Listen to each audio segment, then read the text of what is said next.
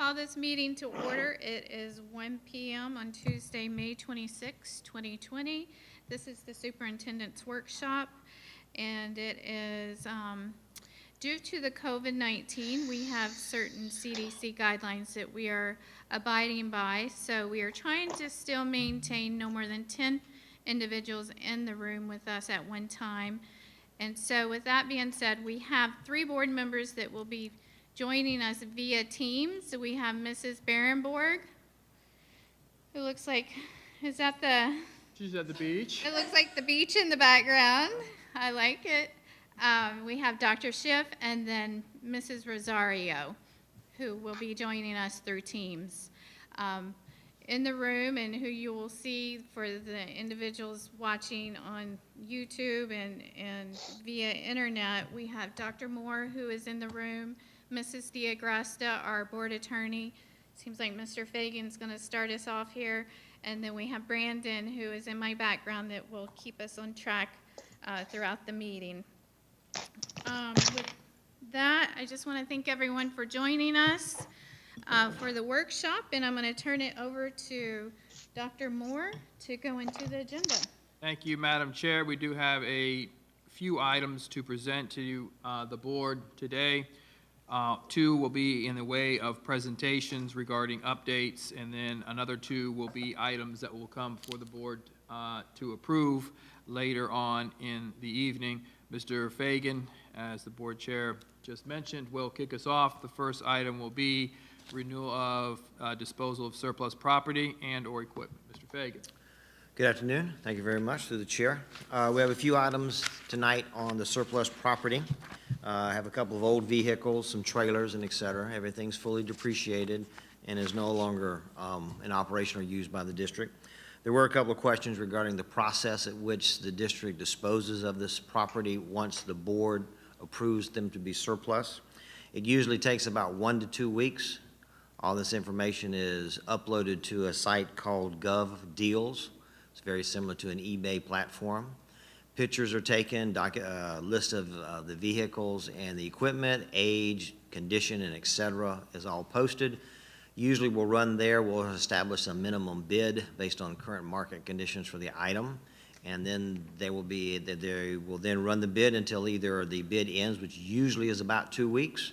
From my understanding, most local individuals will bid and usually are awarded the bids versus people coming from out of state or out of city. Okay.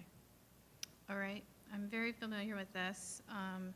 If board members, does anyone have any questions or comments to this section? No? Okay. Thank you for that. Okay. All right. Thank you, Madam Chair. That was item number 1. Hope they all go that quick. Item number 2 will be the staff allocation model / budget presentation. This is a presentation that literally began under the leadership of Dr. Moxley. We were playing phone tag. I really wanted her to jump on Teams and be part of this presentation because it was one of the first things she began to address upon her time as the interim superintendent. A great number of our conversations in that transition with her was the importance of ensuring that we continue to continue to build upon this work. And we have continued to build on a number of things that Dr. Moxley initiated in her very short time here. This is one of those. So this is great work that was continued by Mr. Fagan along with Mr. Bass upon his arrival to develop a plan that it was equitably ensuring we have resources at schools based on the number of students. So this has been a long, heavy lift, and very proud of the work in the collegial process that we have taken in order to get us to where we are. So looking forward to this presentation. The rationale for SAM: informed, equitable, focused, adaptable, and responsible. So we really looked through why we should have a allocation model and what is the justification and rationale. You see, we need to be adaptable in a district that has about almost 3,000 students in homeschool or charter. Enrollment continues to fluctuate.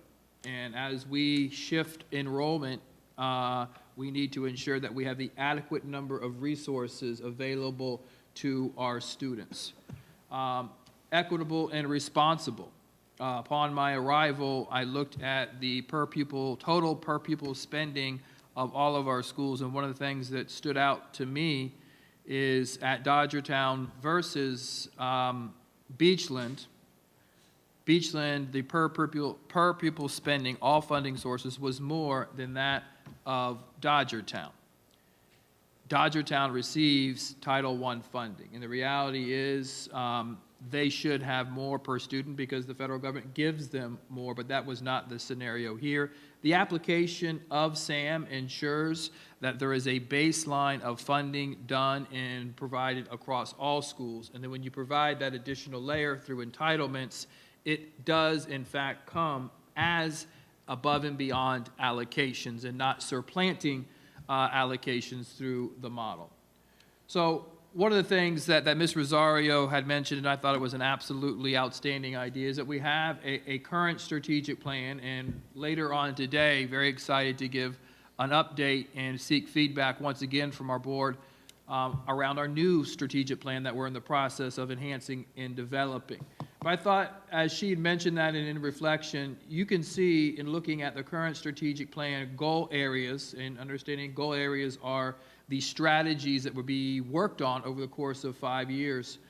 There is a great deal of alignment to our rationale with SAM, being informed, equitable, focused, adaptable, and responsible. There's a nice alignment when you look at both the current strategic plan as well as the plan that we're currently working through, and this was an opportunity to meet with board members and look at proposed focus areas. So even as we continue to design and collaborate regarding our new strategic plan, you see a level of alignment as to why SAM is such a valuable tool.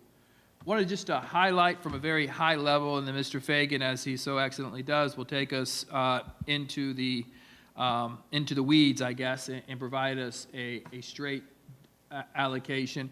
Ensures that we're providing allocations aligned to class size, and that we're providing resources, teachers to students in a very, very equitable way. So a quick comparison for me is always Miami-Dade, because I spent 25 years in Miami-Dade, and you can see the model that we're using in K3 and 4-5 is more generous than the model that it's being used here, being proposed to be used here in Indian River, and in comparison to class size.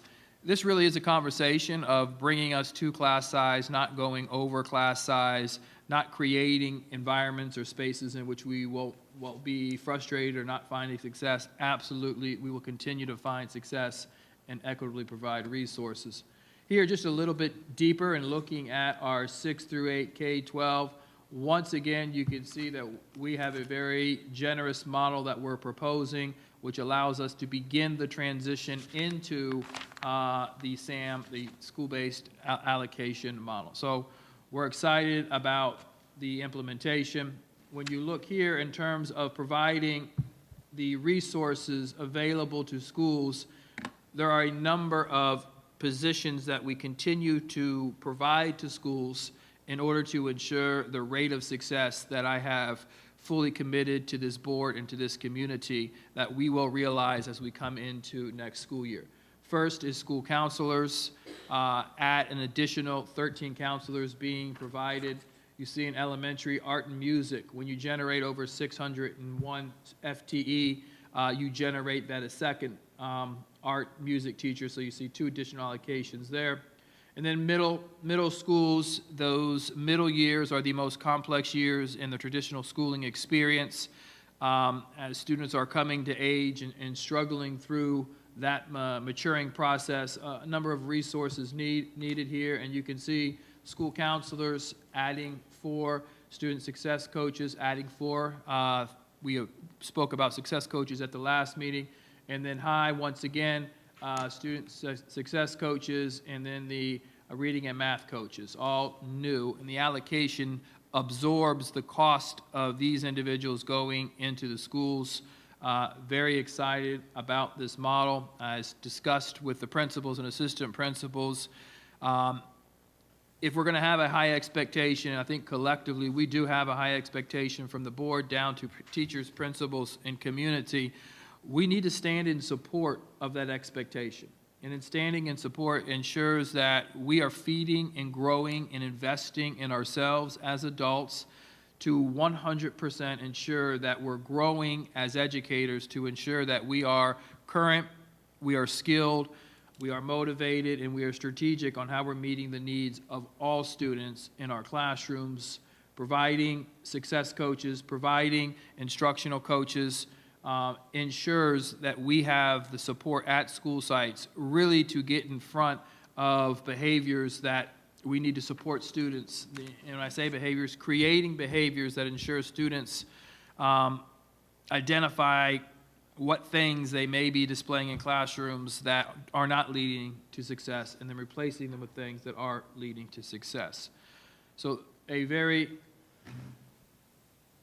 straightforward model. We've had the opportunity to discuss this over the last several months in creating a fair, equitable allocation model that will be used for the first time next school year.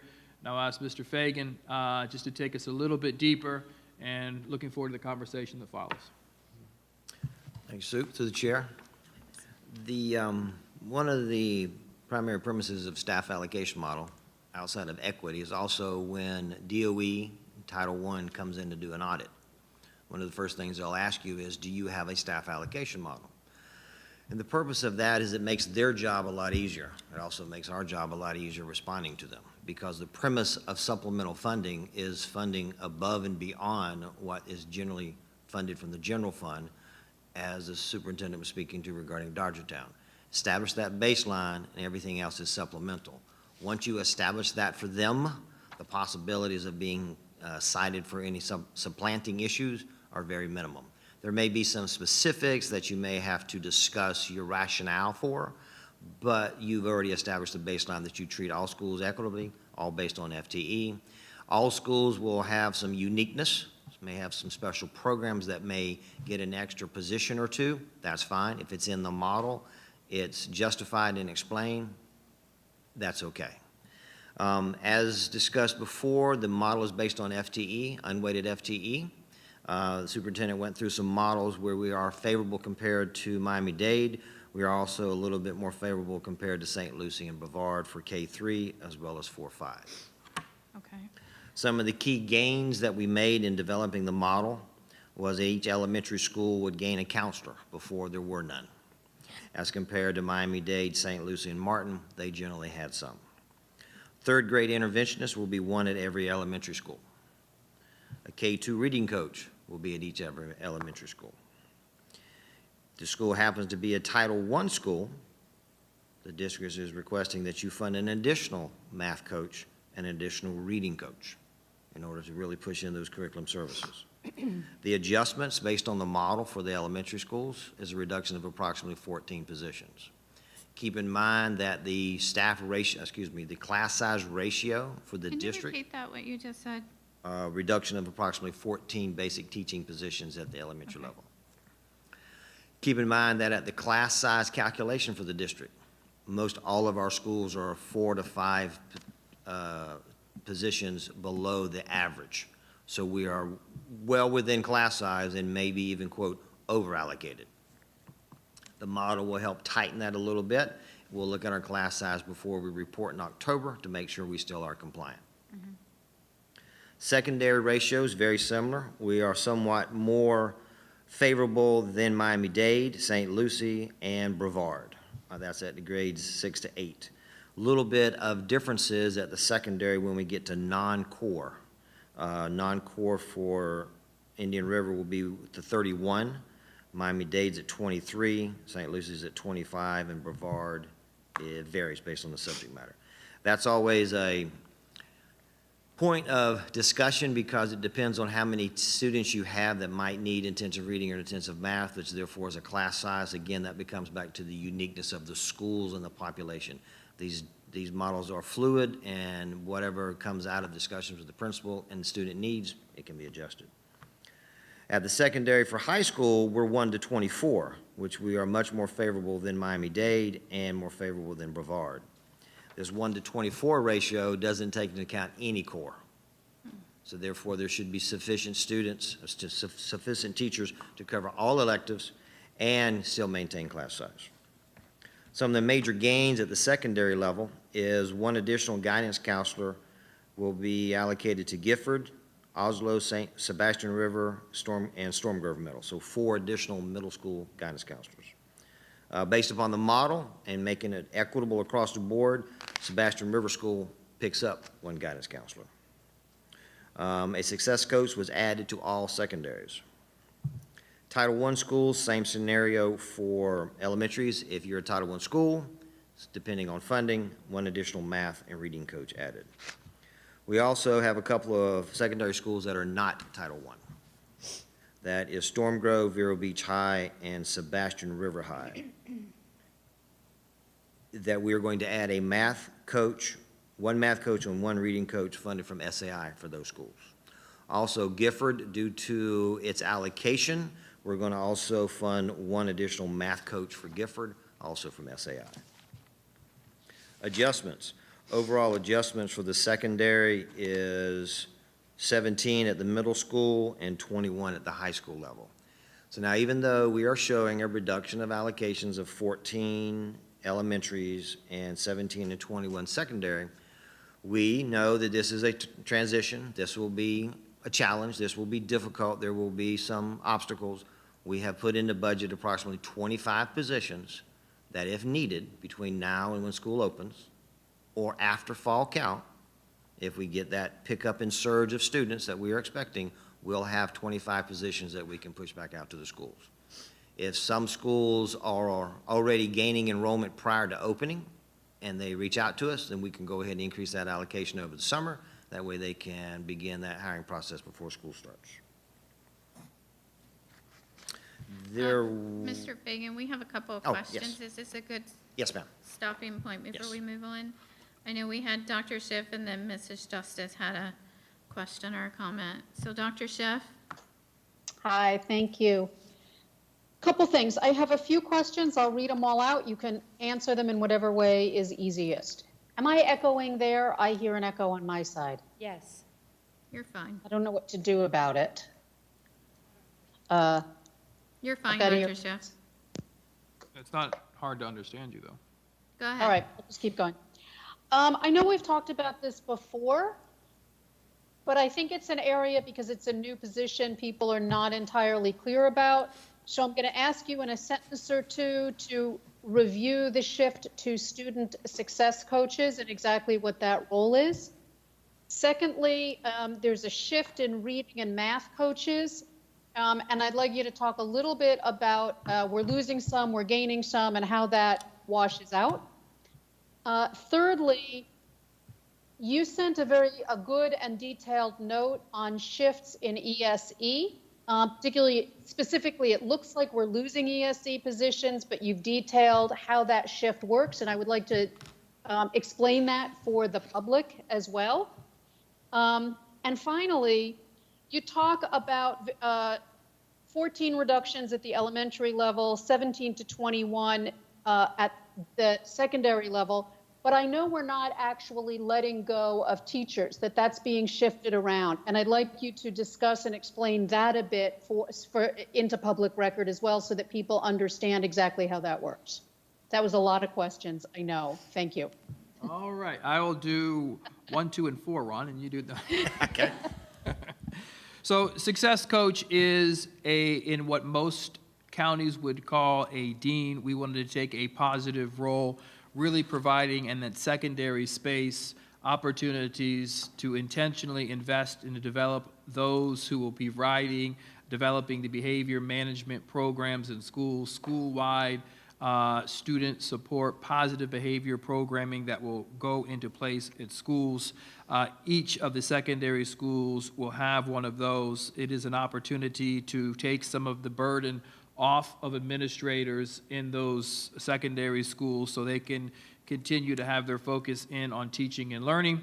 while the success coach is continuing to help students identify what behaviors, when displayed, lead to success, and identifying or establishing red flags for behaviors that may not lead to success.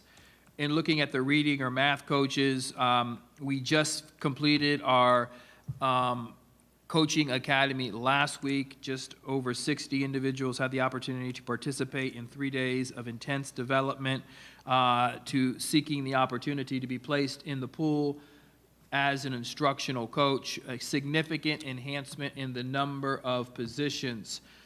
The majority of the funding for those particular positions comes through being a good steward of how we're using Title I funds, and school by school looking at how we're spending those funds and ensuring that we're getting the absolute most for those dollars. And the impact of those dollars ensures that we're having we're maximizing the return on investment. So really prioritizing Title I funding to maximize support for teachers. I think the coaches is going to be a significant impact moving into next school year, and as are the principals, very excited to begin providing that support for our teachers. In looking at the reductions that you mentioned at the various levels, I think Ron did a good job of explaining that.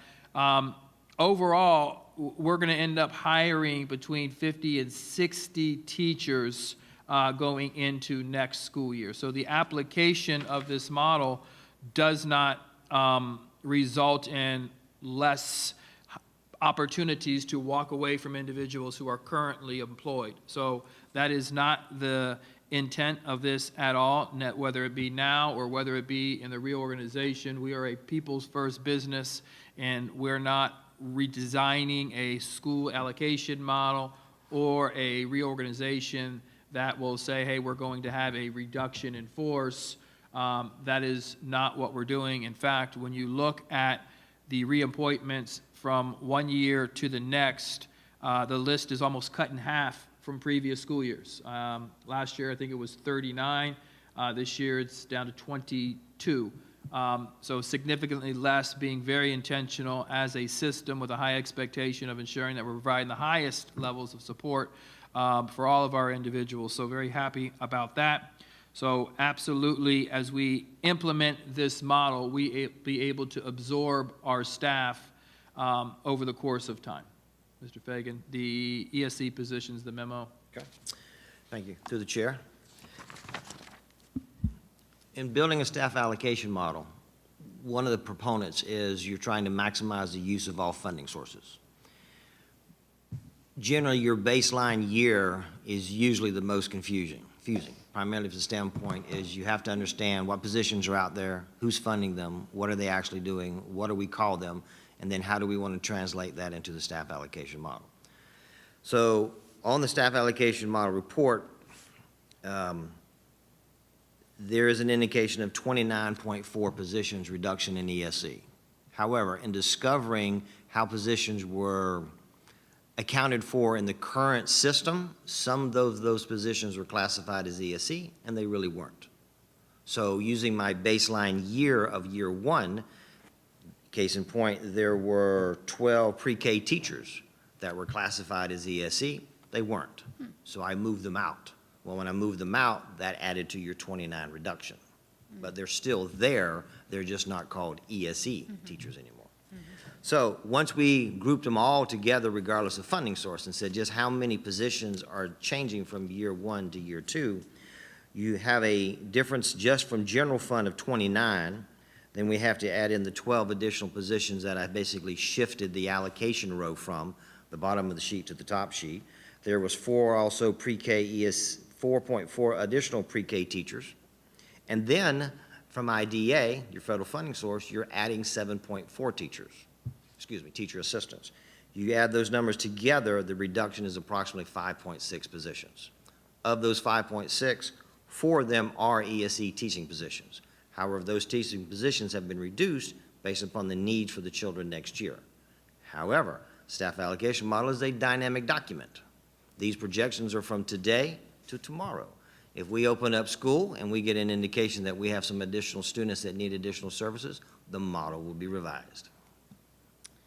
It's a very good model, and it's easier to understand on paper than trying to have you walk us through it. So, Dr. Sheff, does that conclude that? No, I actually have a follow-up, if you don't mind. All right. But I don't want to cut off Mrs. Justice if she had something she wanted to go first.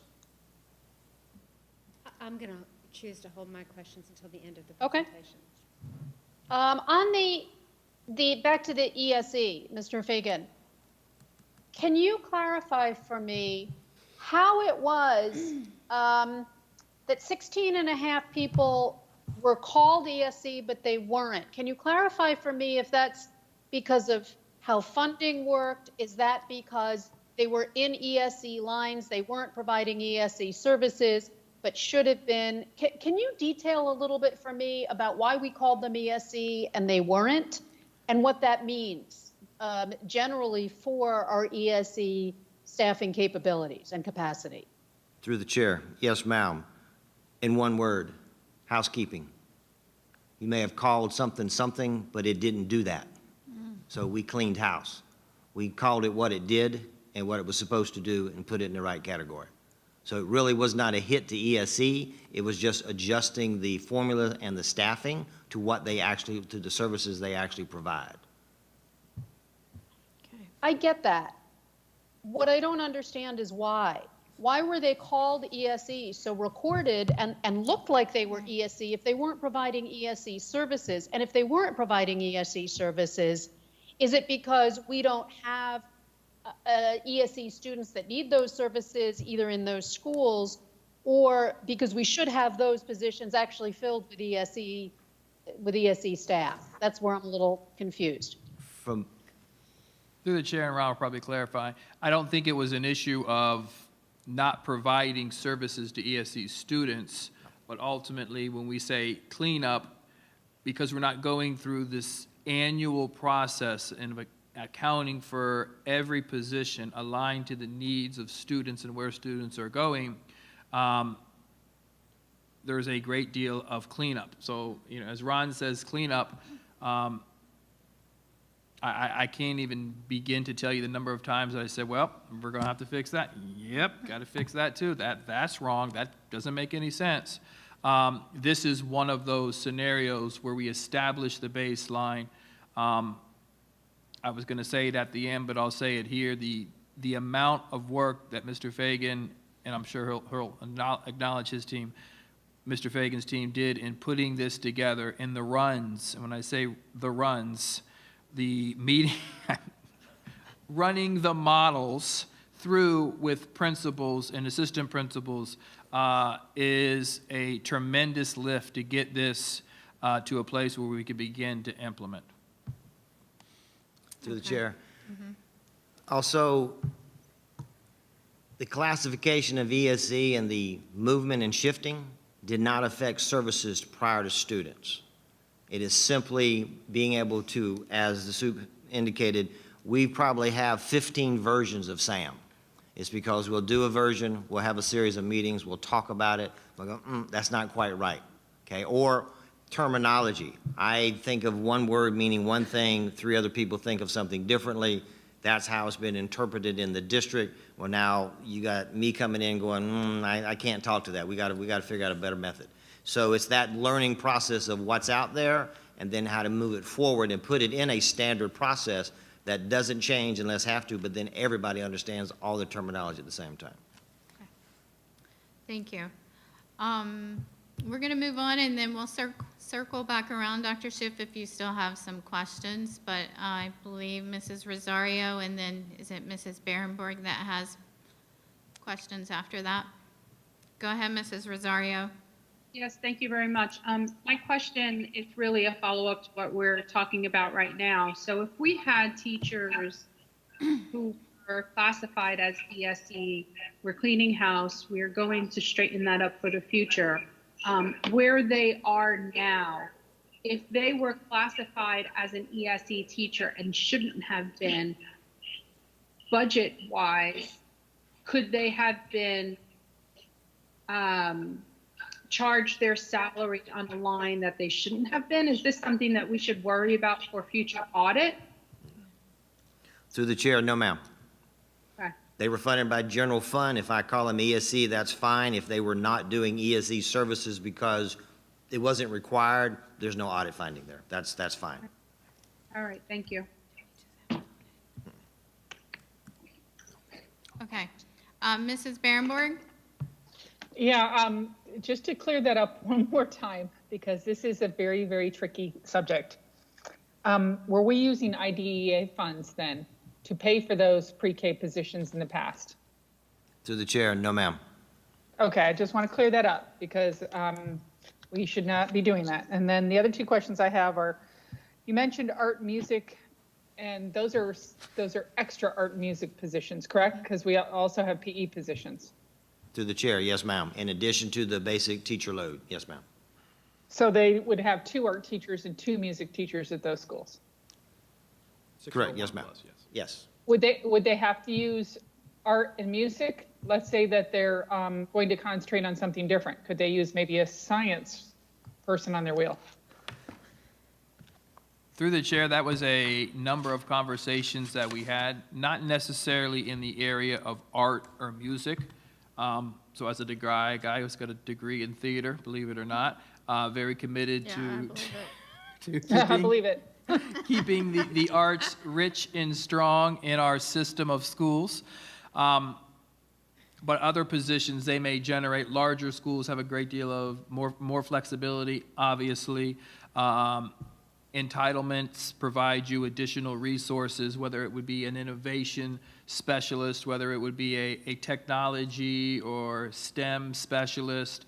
Maybe some schools want to use the media specialist in a certain way. This is not the case for this year, but we didn't want to go too fast, too hard, too strong. So in the first year, we kept those standard above and beyond allocations normed across all schools.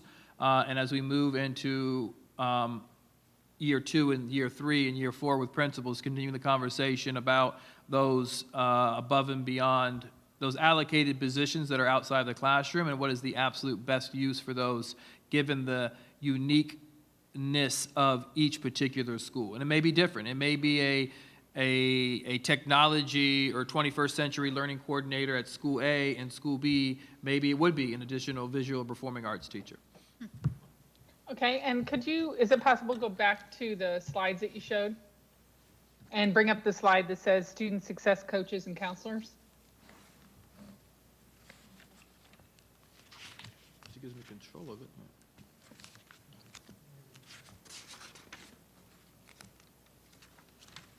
This is not me. I'm challenging No, your it's the other one. It's the one you were. abilities. Okay. How did we get here?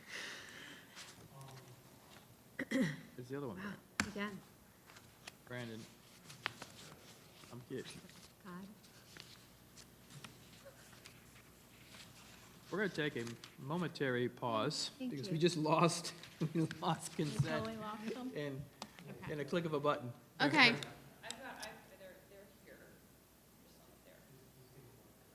All right, they are here though.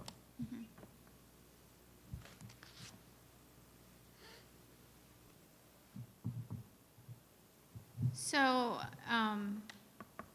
would you like to take a 5-minute break so we can get some of this technical issues taken care of? Let me ask Brandon, are we like 10 seconds away or? All right, they're there. All They're right. there. We've learned during these times to just be flexible. Okay, I and guess I shouldn't have not asked that stress question. over the Way to small go, Ms. stuff. Barrymore. Yes. Well, my concern was on that slide, it looked like you had more student success coaches and counselors in middle school than in high school. Is that correct? If I'm recalling the slide correctly, the success coach is one for each particular school, and the counselor, I need to see the slide. I don't want to misspeak.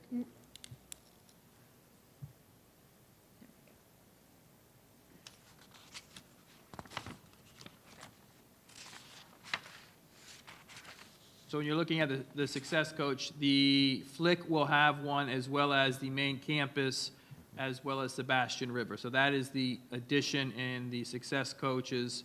Each of the middle schools will have one. So that, I believe that is the variance.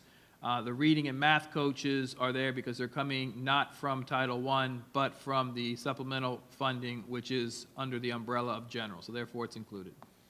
Okay, so the success coaches, there are 4 at the middle schools and 3 at the high schools. Yes, with 2 being at Vero Beach, 1 fully assigned to the Flick, which is bigger than most of our schools, and the other being assigned to the main campus.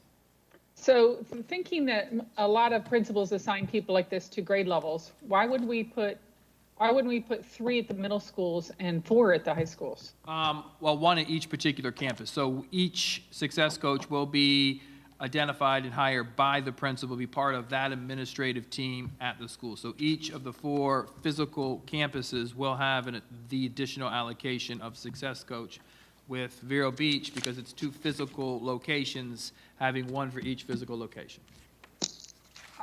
I know that, but you have down 4 for middle school, right? Right, 1 for each of the schools. Oh, 1 for each of the schools, not Yes. 4 for each school. Got it. Okay, thank you. Yes, Maybe using fewer words would be good okay. for me. Good question. All right. Is that it, Mrs. Berenborg? Thank you. All right, Mrs. Justice? Thank you. When I was listening to Mr. Fagan speak, he said favorable. Mrs. Rourke, would you mind just either stepping back or, thank you very much, thank you, because I am here. So when I was listening to Mr. Fagan speak, he said favorable, this is more favorable. You talked a little bit about equity. And I'm curious, is more staff favorable? Is less staff favorable? What does favorable mean? Does it mean favorable to the budget? Does it mean favorable to students? Right? Because those are interesting things. So when I look at this slide, the tools for success slide, part of the confusion I think is the fact that you have this marker here of 2 teachers for schools greater than 601 FTE for art and music. Is that correct? Correct. So if a school has 450 FTE, they get 1 position? Correct. So they have to choose whether or not they have art or music? No, it's art and music. So they get 2, so do you understand? So why that delineation in that area and not in other areas for student success coach? Why wouldn't it say 1 per 601? I think that's what Terry was, do you see what I'm saying? Like 1 per campus. When you look at this as a general person from outside, it's confusing because you're saying 2 teachers for 1 campus, and then you have in the next thing for middle school 4 teachers. Well, obviously you would think that's on 1 campus. Right, no, that's just how it's presented. It is 1 teacher. The success coach is 1 individual at each of the 4 locations. So my advice would be, as this school board member, there are going to be a lot of people looking at this, especially teachers who are interested in what the change is. So this needs to get cleaned up because it's confusing, and I think it's going to provoke some questions. And so I think it has to be very clear anytime you're changing positions or doing anything like that, exactly why we're doing it. And what you're telling me is these are tools for success for students. That's what I'm seeing as favorable. So when we talk about it regarding the budget, you talk about values-based budgeting. Favorable means what? So, that's my question. Like,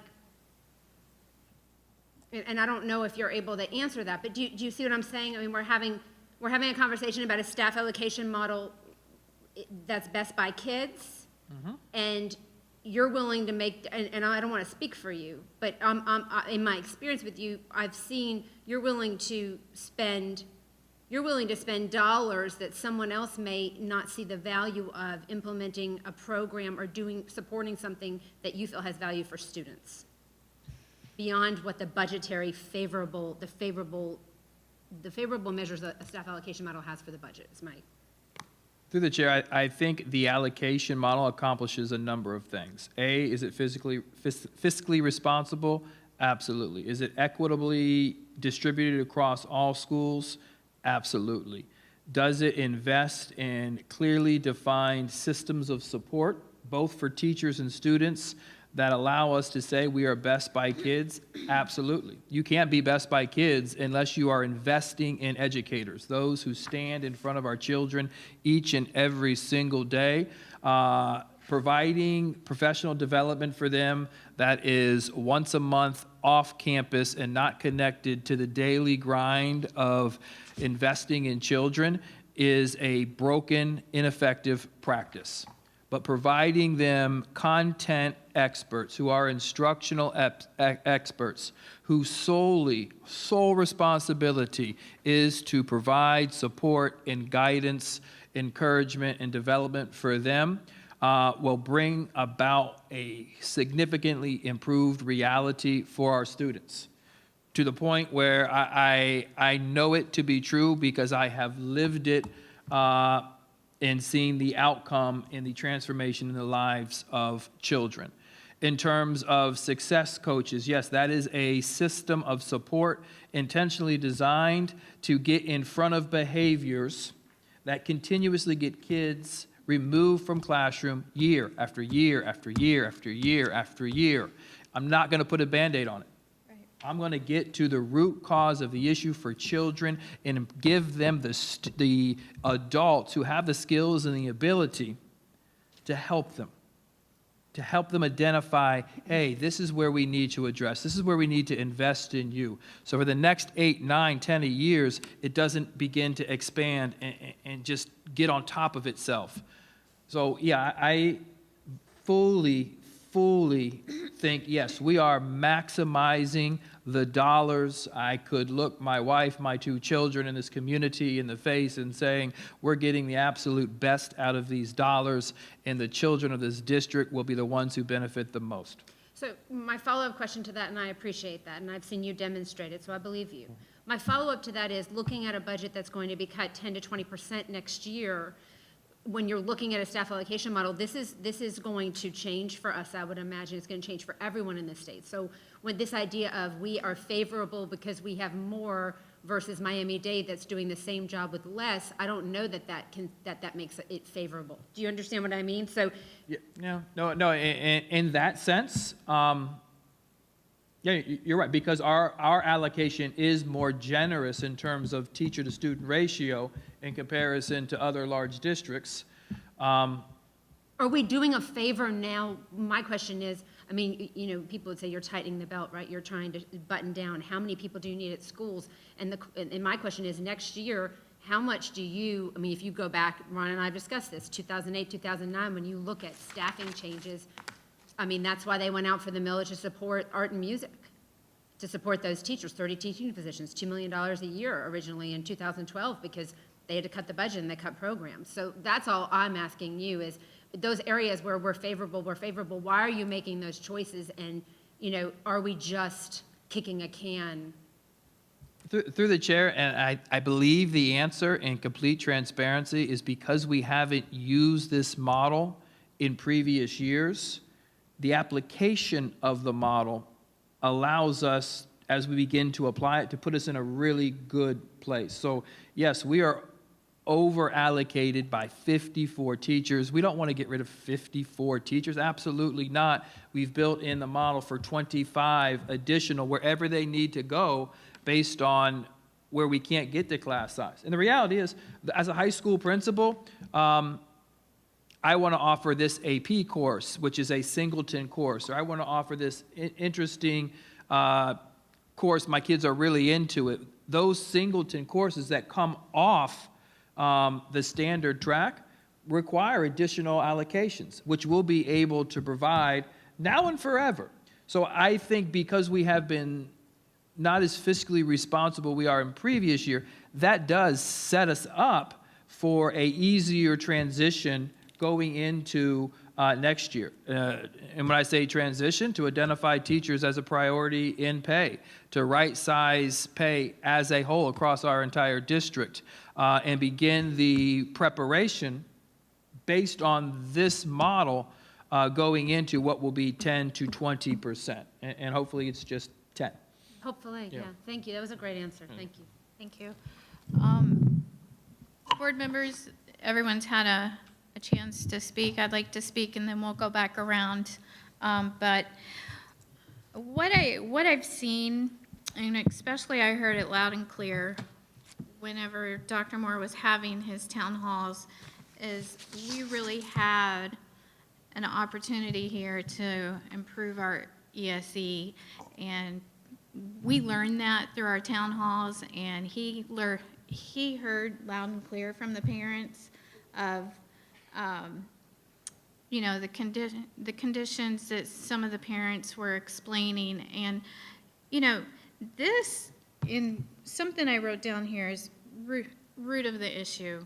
This staffing model, I see it as a plan that you are getting to the root of the behavior issues. And sometimes those behavior issues, and I know educators understand this, but sometimes the behavior issues is either the child is bored, or B, the child just isn't getting it. So in order to, you know, pass the time, they're disrupting the other kids around them.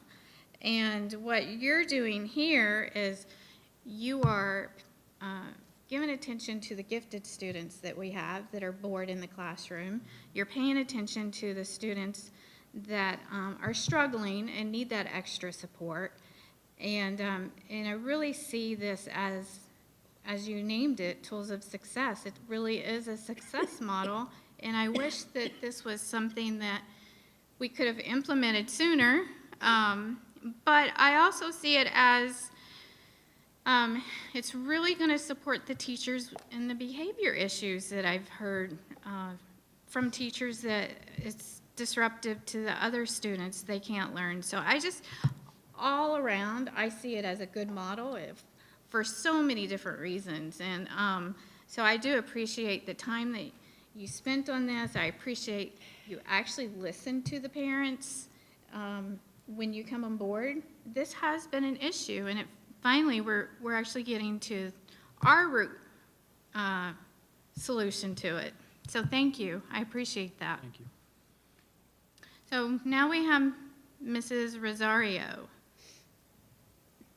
You have a follow-up question? Yes, I do. Thank you very much. Do our high schools currently have deans? Through the chair, they do not. They do not. So we are giving them only one. Through the chair, that is correct. And we don't allocate a position for a dean currently. We have developed and will authorize that position next year. I believe both of the high schools have individuals who supervise the indoor suspension program. So that position will remain in place, and this will be a above and beyond allocation, so we are picking up that resource for our schools next year. And who are the people by name, their title? What is the title of the people in the high schools who are picking up that position of monitoring and handling the discipline? I'm sorry, I don't think I heard the question. The title would be, who is, if they're currently doing that now, they don't have, it is the assistant principals who have the burden of doing all of the discipline as well as the teaching and learning. You're shaking your head, I'm not answering your question. No, that's it. No, you did. I'm just, you answered the question. I just wish it wasn't the assistant principals, but you answered what I kind of thought you were going to answer.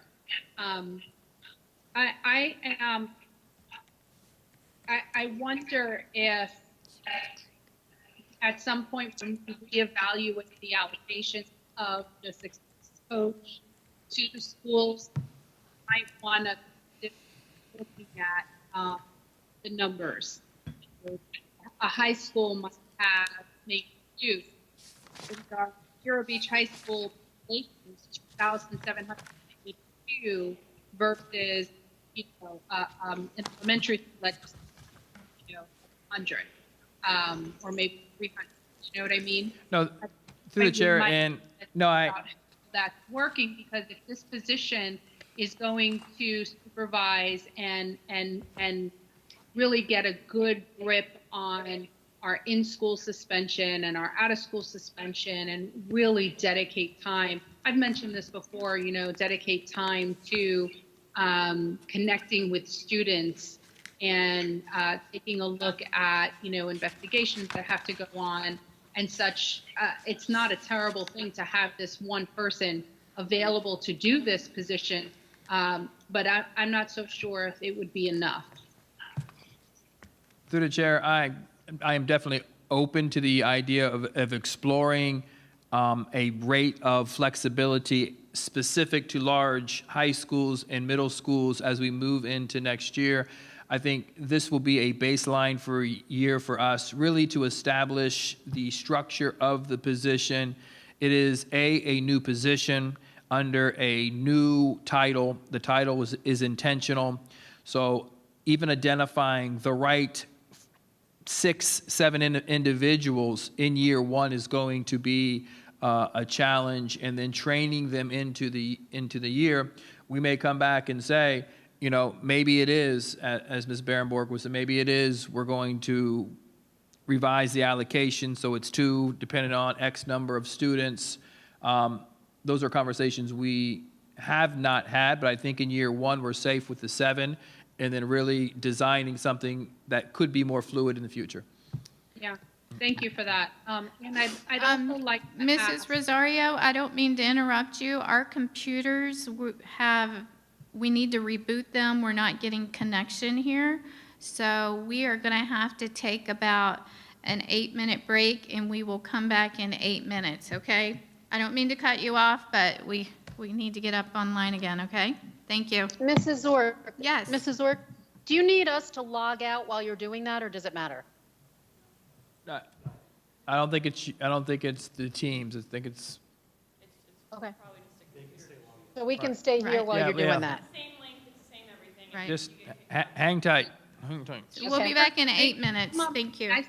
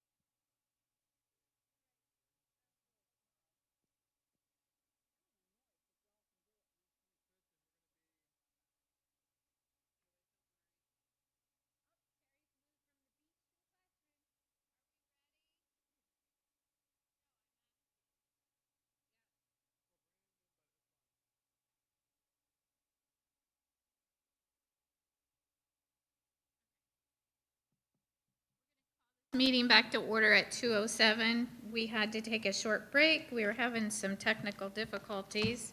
We were in the middle of our presentation with our staffing allocation model, and Dr. Moore, I'm going to hand it over to you. Thank you, Madam Chair. I know, I don't recall if Ms. Rosario was concluding with a statement or a question, so if she's good, I'll be happy. No, Thank no. you. If there are, She's not done. okay. Ms. Rosario. Mrs. Rosario, go ahead. Yes, thank you. I had one other question, and it might actually be a good segue into whatever else you wanted to discuss, but just to kind of put a cap on everything that we've been talking about with regard to the school allocation model or the staffing allocation model. How, if you could explain to the public, please, how does this model differ from the current model that we have or district had been used in the past? What is the current model, and what is the difference between that model and the staff allocation model that we are going to use? I know we've been focused on how the new staffing allocation model will benefit us, but how can we express to the public what the district is using now and why we're doing this change? Through the chair, that is an absolutely outstanding question and probably where I should have began the presentation. In previous years, I think the benefit of the allocation model, it is a student-first approach that accounts for our dollars aligned to student need. Over the last 10 years, the enrollment in charter school, the enrollment in homeschool has grown drastically. When you look at, there's almost 18,000 students, 15,000 and change participate in the schools in which we supervise. As that enrollment has declined over the last several years, the allocations haven't followed suit. The application of this model each and every single year is very transparent and upfront regarding allocations based on enrollment. It also helps support in terms of choice across our schools in growing programs. The design that was implemented in previous years was based on overall enrollment and programming initiatives and driven by requests from principals based on programming need.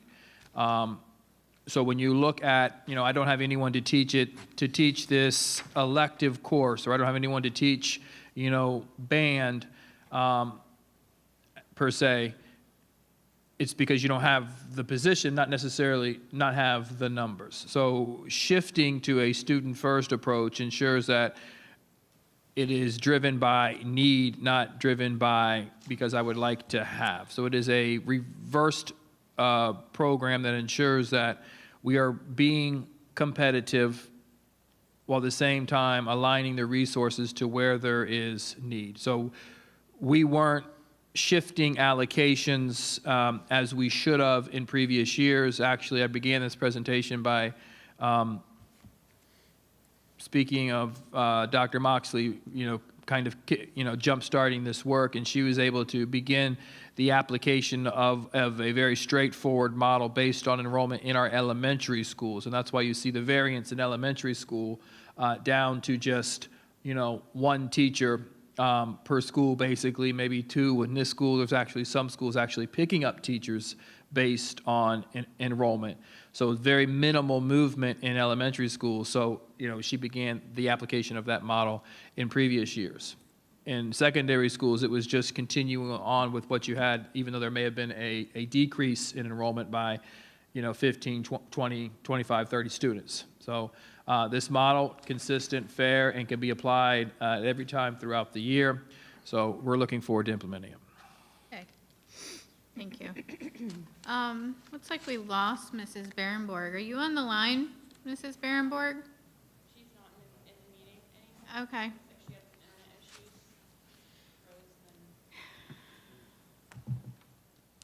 Okay. We'll Do Do we have any follow-up questions from Dr. Schiff or Mrs. Justice? Yeah, I have a quick comment. Go. Can I Go ahead, say that now? Or Dr. Schiff, go ahead.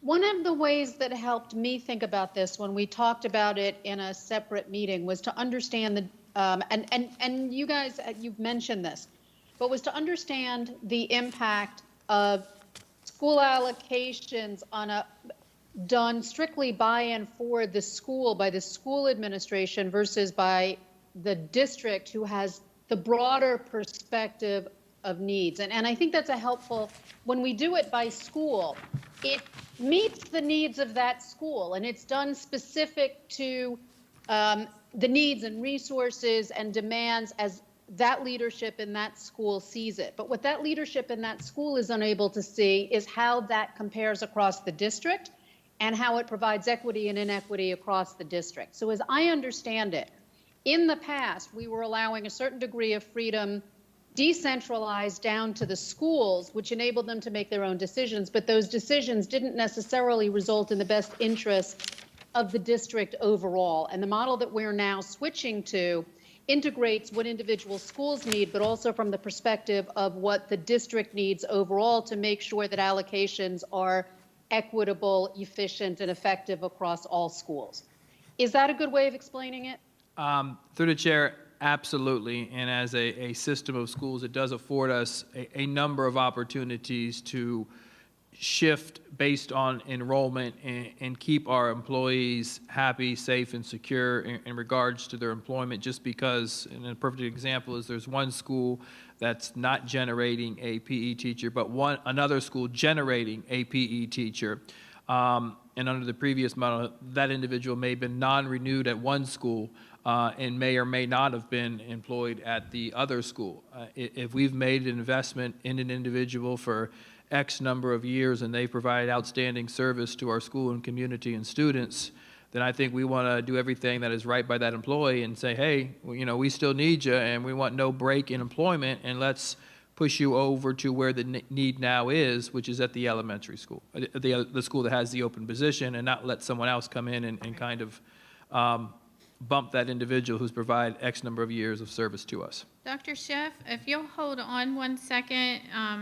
Obviously, today we're having a little bit of connection issues, and we're going to get Mrs. Berenberg on the line since she is not able to dial in through Teams.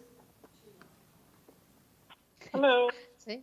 Okay. That's what happens You when are you use all those live, fancy and backgrounds. so Mrs. Berenberg, when you have a comment, if you want to text Kristen and let me know that way.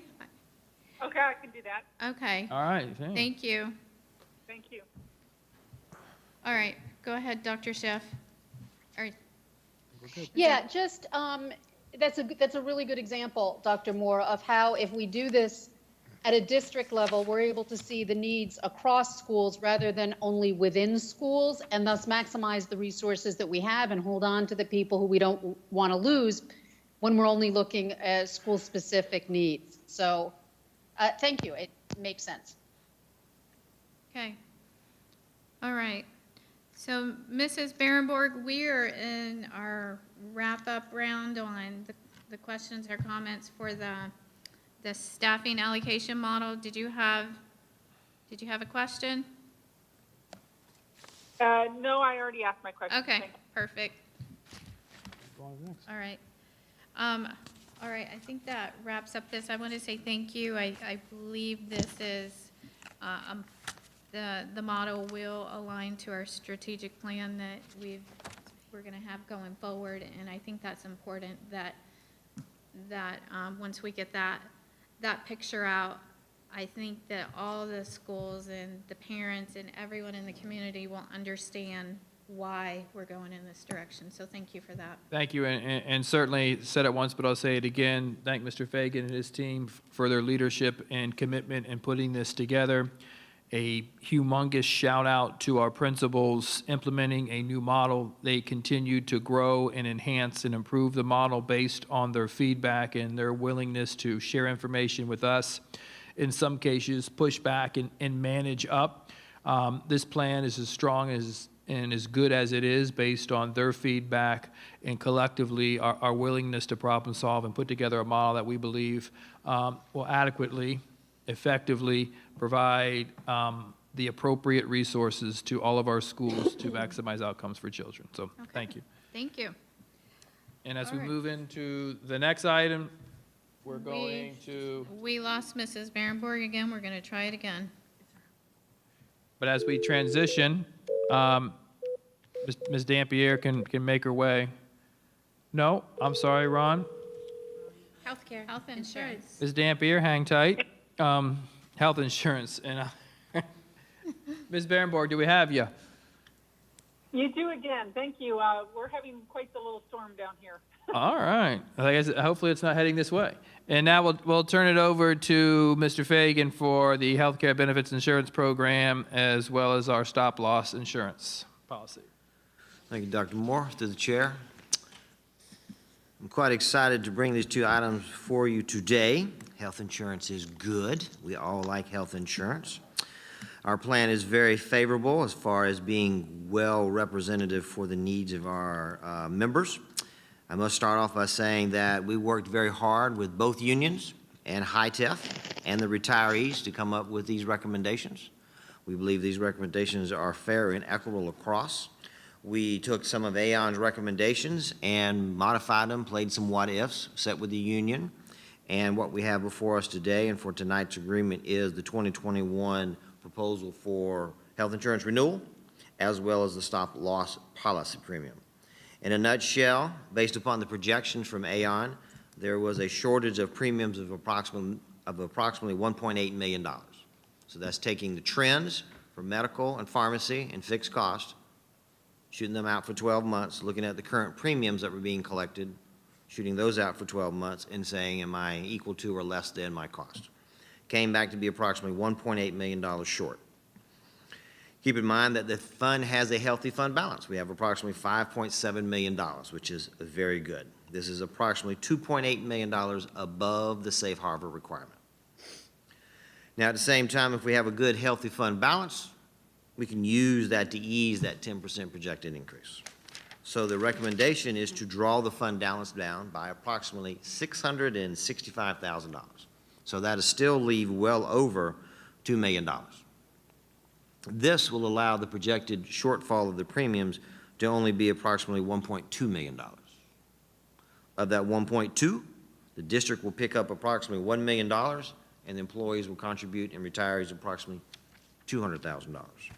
This brings the overall increase in premiums to approximately 6.4%. What this means on an individual basis is the active employees will receive an increase in their contributions per month of $5.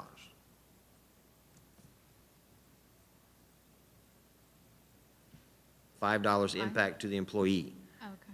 School district county increases $50. The overall increase is $55. So for your pre-65, the increase is $65 because the district does not contribute to theirs. But your active employees has a $5 increase. The district increases $50 for a total of $55. For your post-65 members, we looked at the numbers that we had for them, and since the majority of them use, or their main focus is Medicare, and most of the utilization that they use in our current program is for pharmacy. We also get a large rebate based on the pharmacy usage. We took a few items and looked at the projected cost for them and took out some costs that really were not attributed to them, backed them out, and their rates came based on a single member or a member and a spouse between $32 and $59. So in a nutshell, this means that the district's contribution will increase from $540 to $590 per month. Okay. Any questions? Board members, questions? Mrs. Justice? Yes, thank you very much, Mrs. Zork. So you said that there's approximately $2.5 million over safe harbor in the health insurance fund currently right now. Is that correct? Required safe harbor. Through the chair, yes, ma'am. And you said you were going to remove $650,000 of that money. Yes, ma'am, through the chair. And you said it's good to have a healthy fund balance. So my question is, why? why have money over what you actually have to have? As a parent, I would question why we would have money that could be put to use serving students, sitting somewhere, waiting to be depleted over time, when the purpose of the premiums is to ensure that we have safe harbor. So I'm a little confused from we get money we receive money to spend that money to the best of our use. We don't get a prize for saving money in a bank account and not putting it to work for students. And I know that there are times when perhaps if you're building a school or doing different things, or saving your many installments for textbook allocation dollars to buy textbooks at the end of the year, squirreling away your installments, great, we save that money. But just in general, why leave it? Through the chair. We'd have to take a step back and go back approximately 4 years. District had a 33% increase in premiums. We were approximately almost $6 million in the hole. We didn't get there in 1 year, but it took a little while to get there. So now over the last 4 years, there have been no increases in premiums. Fund balance has been steadily increasing. Claims have been slightly down with a slight increase. We've had very good trends for us. The reason you would love to have a little fund balance above your safe harbor requirement is because it only takes 1 or 2 major claims to tap into that increase in premiums of only 5 or 6% to go up to 20%. Using the $600,000 softens that blow. Next year, based on a 5-year trend we've put together, we might draw down another $300,000. But over the course of the time, your claims will increase, therefore your safe harbor increases. So instead of waiting for that big hit 3 or 4 years down the road, we're just looking at the trends and say, well, let's be cautious about this and maybe use a little bit to help offset the trends next year. But next year I probably won't be able to, so you might be up to a normal 8-9%, and then in 3 years out, you might have $500,000 extra. So the 2 questions that I would pose to you, that was a good answer, thank you very much, and I'm glad we're able to have this conversation. The 2 questions I would ask you would be, what do you say to the mom or dad or guardian of a student who needs a teaching assistant, an ESE student who doesn't have one because we don't have the money for it, but we've got some money sitting in a safe harbor account waiting to be drawn down over a period of time? And then what would you also say, because these are the questions that people ask about this. The other question that I would ask would be that it has been questioned at times whether or not the safe harbor surplus has been accrued through because the claims have not been where we thought they were going to be, and somewhat on the backs of our employees, right? That premiums were increased, but then we didn't actually need the premiums that we had increased. Now, we recognize there was a negative trend, and that's something we were unable to control, and we listened to the actuaries because not listening would be more damaging, as we've seen, than listening. But I just, how long, when is enough for a surplus? And at what point, when you start looking for dollars, are you going to, sharpen your pencil a little bit more in that account when we look at 10 to 20% in funding dropping? Through the chair. My response to the parent regarding that additional teacher assistant or teacher that we may need is, my response right now is I have approximately 25 positions in the budget to cover that. If I get above that 25, then that will require another set of discussions. If we get information from the governor that next year's budget has had a drastic change, now we come back to the table. We say, okay, now we got to start again. We do have a funding cut for next year. Maybe we can't contribute this. Maybe we take more out of the fund balance for next year to cushion that blow. So let me just follow up, and then you can finish, because I have a question about that money. So it'll sit there. Nothing's happening with it. It just sits there in a bank account. Is there not a better use of those funds? I mean, do you understand what I'm saying? It's sitting there, so. Through the chair, those funds have to be segregated in a separate bank account for audit purposes. We invest them at market rate, and we try not to invest them in what I would call a long-term risky investment. They have to be ready to be used should claims escalate. As far as the increase in premiums, based on conversation with Aon and past practice, is you want to look at these projections as best estimates. You could have 2 or 3 large claims next year that would cause that fund balance to go down to 0 and maybe have to have a 10% increase. It's not when it comes in hard, it's not if it's going to come in hard, it will at some point in time, just like it did in the past. So this is what I would call strategic conservative budgeting, where you don't want to use all your fund balance at one time. You want to plan for some hits in the future. If you don't have them, I have what they call a premium holiday. Premium holiday is you get into the year, and let's assume trends are very nice, and I'm not having a whole lot of claims. I've got my premium increase of 6.5%. Fund balance is building. Well, I don't want to reduce my premiums down, so 1 month, nobody has to pay premiums.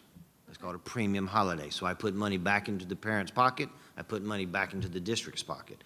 I maintain that trend of 6.5%. If I need it, that's fine. If not, next year, maybe that cuts down to 4%, or if I still need it, then there's no increase. But I'm able to give that holiday back because I don't want to continue to have a high fund balance. Well, I want to say thank you, because this has been such an area of misunderstanding and hurt, and it's really inhibited our ability, I think, in negotiations with the teachers union to build trust and to really move forward. So it seems like everyone's coming together through HITEF. I hope that the feedback that I hear from other places in the community is similar to this, that we are all on the same page and moving forward. And I just think that it's wonderful that we're able to move forward with this issue and put, you know, the needs of our staff and our community first. So thank you, and keep the district safe and healthy financially. So thank you, Mr. Fagan. Through the chair, yes, ma'am. This recommendation was approved by HITEF and has been approved by both unions. Thank you. Mrs. Rosario, comment? Yes, ma'am. I just, for the record, want to say that I'm glad that HITEF and AON have expressed, I don't want to say approval of it, but that they have expressed their positive thoughts on where we're heading with this. I appreciate all the work they have put into this, but HITEF is a committee that has been formed to advise the board. They do not tell the board what to do. They advise the board of the trends. So at the end of the day, it is up to the board, the district, to make the final decision. So I'm glad that we're all working together. I'm glad that we do have their expertise in this area, because I certainly do not have, you know, health insurance expertise, nor the background for it. It's important that we continue to work together in this area. Mr. President, there were 3 years he did not have an increase to their insurance premium. And that's moving forward, we are looking at about 5%. I just wanted to clarify that was $5 per paycheck, not per month, correct? Yeah. Did you get it? I didn't. Mrs. Rosario, you have a very bad connection. Every other word, we were trying to read your fill in the blank between each. I think it was Through the chair, I believe it is $5 per month. $250 per check. Right. It's $5 per month, $250 per check. Okay, it's $5 per month, $250 per check. Mm-hmm. Okay, just wanted to make sure that I heard that correctly. I thought it was the other way around, so I'm glad that you clarified that. I'd also like to ask, I don't even know if my papers are running together because I get so many papers since I'm working from home when I print them out. There is some handout attached to all of these with regard to premiums. One, I think it's premium for good, and then there is a certificate of liability insurance at the end. Am I on the right? Okay, good. I see Mr. Fagan shaking his head. The policy expiration is coming up. I know you all pay very, very close attention to that, but I just wanted to give you a heads up that it's right around the corner for the expiration of that policy. Okay. And if you didn't hear me before, what I mentioned with regard to Aon is that, did you all hear me about that? Yes, we did. We have a great working relationship. Yes. I'm very happy that they, that we have them in HITEF, and but at the end of the day, HITEF is an advisory to the board. And so we ultimately make the final decisions on that. So then, Mr. Fagan, thank you so much for bringing this forward, and thank you for getting the history so that we can just move forward. Thank you.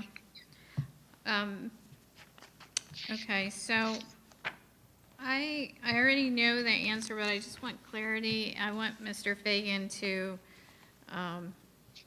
explain why we have safe harbor of 60 days. And why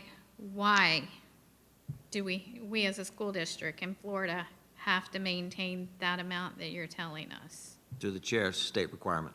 If you're self-insured, and if you're a self-insured entity, you must have a reserve at least 60 days of your anticipated claims. And what happens if we don't? You'll get a nasty letter from the state insurance agency to tell you No. that you're in default.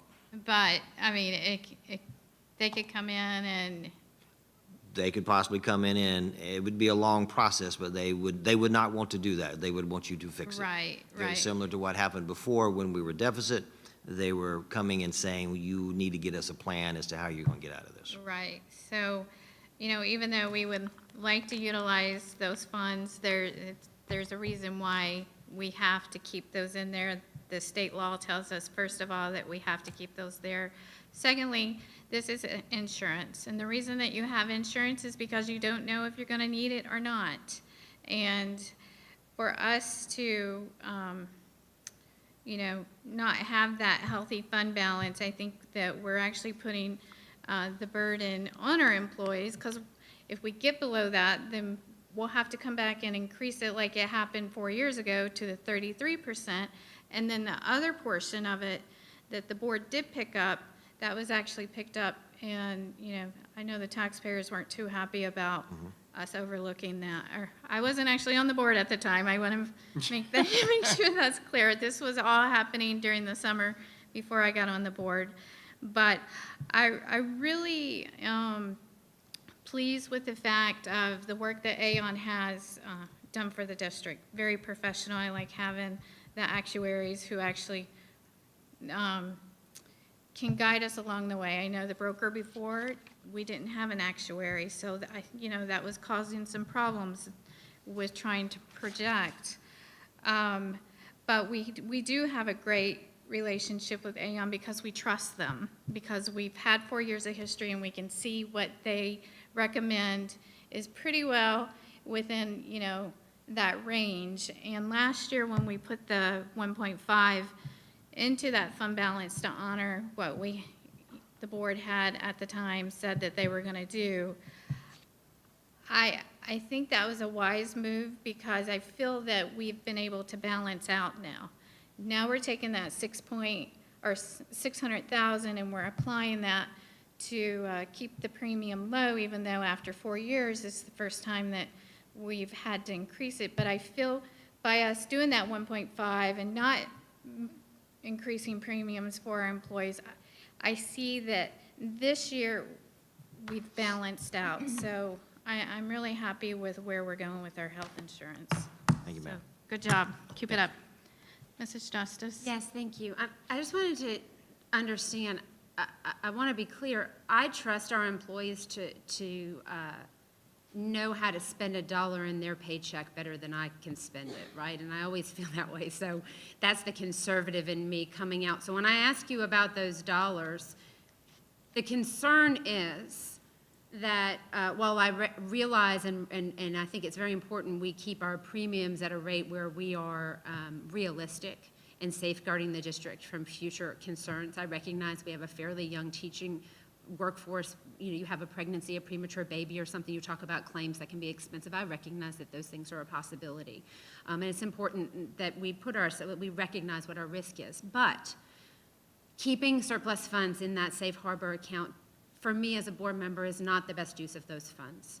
And that will always be my position. I would rather raise premiums and come to our employees and be honest about what the actuary says and what the predictions are, and have an honest conversation every time going forward about what premiums need to be.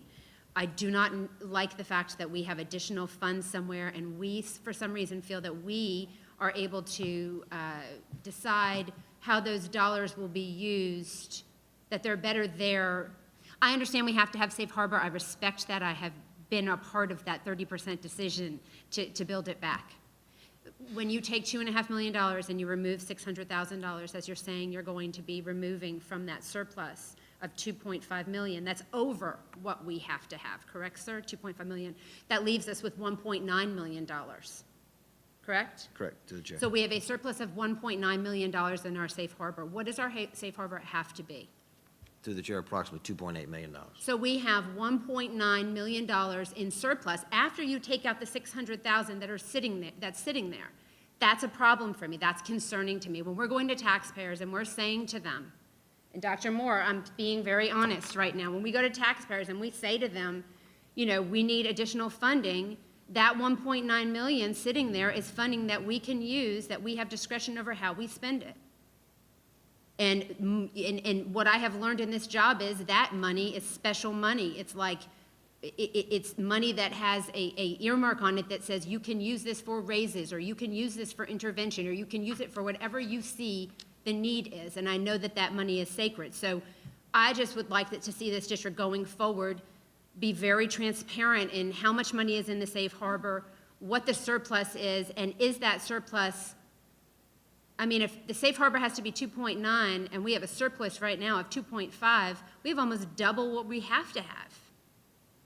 I mean, is that necessary is my question. I'm going to question it. I think the dollars belong in our you know, in the pocketbooks of our employees. So. To the chair. One thing you have to be cautious of when we have a fund balance, no more different than the general fund balance. A little bit different in insurance because you're paying premiums, and the general fund coming from the state is one-time money from the state. If they increase your funding, no more difference. You increase premiums, you get more money.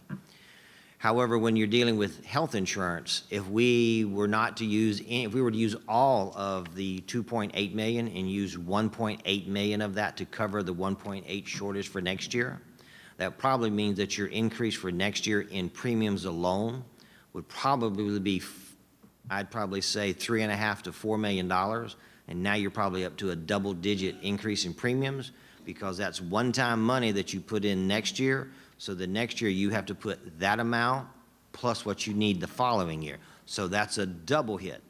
What we tried to do here was to gradually build that up to where maybe in year 5 you might be looking at a 10% increase, depending on claims, all speculation. So it was really more of just a conservative approach to avoid that huge funding cliff that you're going to have this massive increase in premiums that you're just going to... Aren't you creating a false sense of security by doing that? I'm creating a safety net. We'll be watching trends as we do every month to see what is happening. If, like I said before, if I get in the next year and the claims are looking very, very favorable, I'm going to introduce a holiday. So I'll put some of that money back out. If it's not, I'm going to be coming back to the board and say, I think we made a good decision because we had some major catastrophic claims, and we're probably going to be tapping into that fund balance before the end of the year. And I just want to thank you because you always give very direct answers to these questions, and I appreciate it. Thank you, ma'am. So, Mr. Fagan, I'm looking here okay. So our stop loss this year that we're looking for the 2020-21 school year, that stop loss is for one claim up to 225,000. Well, there's a method. Basically, if you get a claim for half $500,000, Right. you have to cover that deductible. Right. But then there's also a thing they called an aggregate deductible, which is another 200,000. So of a claim of $500,000, day one, year one, in that claim, you would be reimbursed 66,000 because you have really two deductibles, the 225 stop loss, and they have a thing called an aggregate.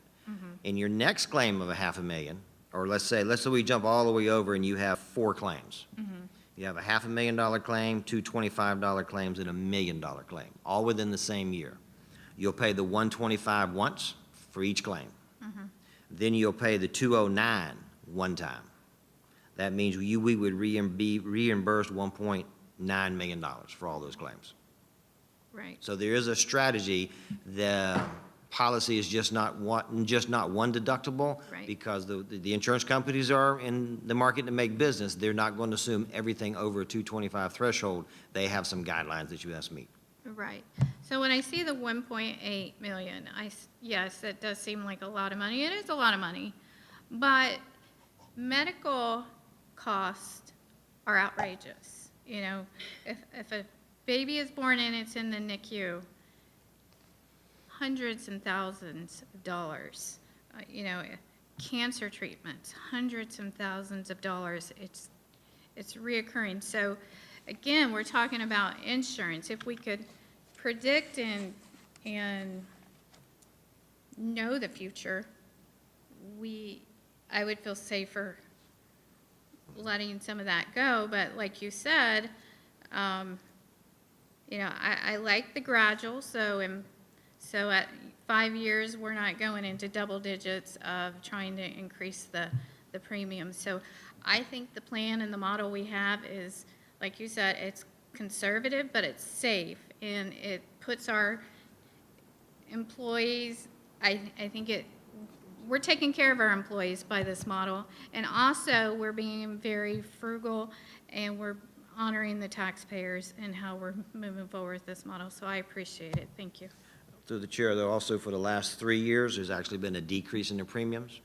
From 2017-18 to 2019-20, there was actually a savings, and that was primarily based on experience. Well, in the last 12 months, we have had a few extra claims in there, and of course, they look at those claims, and that's what kind of regulates next year. I'd also like to point out that with the stop-loss premium, prior to last year, and again continuing this year, there is usually in the marketplace a commission that Aon would earn on this policy, which would be approximately $80,000. Aon forego that last year, and they forego it this year as part of the new contract with them. So that's $80,000 this district didn't have to pay. So the question is why, and I'm going to predict, that it's probably because we have a good relationship with them and they want to keep us as a client, is what I would think. Through the chair, I don't know exactly when I walked in it was done. I guess it was just in maintaining that good relationship. They saw it as a goodwill gesture. And we also used that money for somewhere else within the healthcare plan. I believe it was to pay our online enrollment service. Mrs. Joseph? Yes, in my experience in life, nothing is ever free. So when someone provides a service for me and doesn't charge me for it, I always wonder why. And I'd like to know why now. I mean, my expectation of the contract that we signed with them isn't any different. I would imagine that that's the case for the district as a whole, right? That everything was the same except for the fact that they said they didn't want to get paid. They do this for free now? This particular item, that is my exact understanding. It's very interesting to me and definitely raises a question. All right, well, I'm going to leave this with Aon. Thank you for the $80,000 reduction that you've given us for 2 years. I'm not going to question it because I know that you are doing it because we have a good relationship, and I appreciate that, and I know that you do too. And this is, if I get on the phone and we can all call, you know, we know the representatives and we can ask them specifically, but I have a feeling if I get on the phone with Amanda Cross, it probably would be the fact that we have a great relationship and we want to continue to have a good relationship. Also, through the chair, this item was also approved and recommended by HITEP as well. Thank you. All right, we are going to move on to new and revised job description. Thank you, Mr. Fagan. Through the chair, our next item will be presented by our Assistant Superintendent, Ms. Dampierre. She will be presenting 2 job descriptions, officially stalling as we clean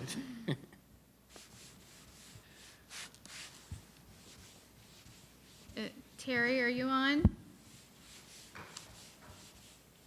Ms. Barenborg, I'm on. It just takes me a minute to unmute. Okay. the storm has arrived here at the district, by the way.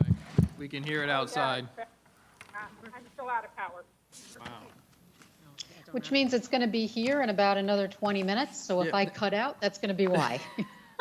That's probably true. Ms. Dampier. Through the chair, Superintendent Moore, school board members, I'm here to present two items. One is a new job description, which is called the behavior analyst position. And the requirements for this job will be certification to qualify as a board-certified behavior analyst, BCBA. They must have that, or certification to qualify, which as a board-certified assistant behavior analyst, and a master's or bachelor's degree is required for this position. And this position will support, this will be at the district level. We will have 5 housed at Wabasso. The other 4 will be housed at the district level. And this will support our students with disabilities. They will create behavior plans to improve or change behaviors in our EBD units, autistic units, even students within the general ed setting that are ESC students, to change the behavior practices that are happening in the classroom. Also, they will provide strategies to help implement behavior plans with modeling and coaching principals as well as teachers in the classroom. And then they also will be observing and collecting data to help improve the behaviors in the classroom setting. So this particular position will support directly our students with disabilities. We have never had that. A lot of districts have this position within their district, and these are our most qualified personnel who can help with those behaviors. And like Dr. Moore said earlier, this is, we want to provide a level of qualified experience district-wide, and we've never been able to have, maybe a person was qualified at this particular school, but those services were not available district-wide. So now, wherever the need is, we will provide that support based on their IEP, based on what is happening at the schools. This person also will be supporting the resource specialist at the school that supports the ESC, as well as a part of the IEP team if the need arises for that. But this will be a direct support for the schools. And one will be housed at Wabasso, which is one of our neediest schools with our students with disabilities. Okay, we have a question from Mrs. Rosario regarding the behavior analyst. Mrs. Rosario? Yes, hi. Yes, I'm sorry. It takes a quick second to get to the mute button and then unmute so that I can answer and respond. So thank you very much. Mrs. Dampier, thank you for the description of these positions. I have a question that I just thought about now as I was, I didn't think earlier. How does one, I just had the position posted. How does one become certified as a board behavior analyst? It's one of the qualifications for, I believe it's the behavior analyst position. I just lost it. It's not here in front of me. And in the qualifications, it says that you ought to be certified or become certified as a board certified behavior analyst. How does someone get that certification? The BCBA is at the master's level or doctoral level, and you take a test, just like our, at leadership, you take a test to become certified. The behavior certified assistant, that is on the bachelor's level, and they need to be supervised by a BCBA. So that's part of the difference between those two positions. But there is a test that they must take and pass to get that. And they must have a master's degree. All right, thank you. To take that test, they have to have a master's? Yes, for a BCBA. Okay. All right. Oh, sorry, Mrs. Berenberg, you have a question? Yes, thank you for seeing my text. Yeah, I have a question for Ms. Dampier. There has been some concern about this position and the fact that we are changing from the behavior interventionist position. Could you please explain why we're doing that again? There are still some concerns about that. Thank you. Through the chair, I'll provide that response. The shift in practice is simply to ensure that we're providing the highest quality of support to our students and ensuring that we are in complete transparency, secure, safe, and legitimate. So the certification just described by Ms. Dampier is of the highest level. These are services that are being provided to students to address goals within their IEP. Those children need to have those services provided by those who are qualified. This design that Ms. Dampier is suggesting ensures that it is a fluid model and 100% of their time will be spent in direct services of the students who need the highest levels of support, not split funded to meet the needs of all students in the school. So the shift in practice is to be intentional of ensuring that as a system, we have a high expectation of qualification and expertise in terms of providing support to our students, and that we do have certification requirements. I think we're about to talk about the strategic plan, looking forward to that conversation, and we talk about quality of our staff. Having the certification is a protection for the district. The behavior intervention position does not require any certification, but just a bachelor's degree.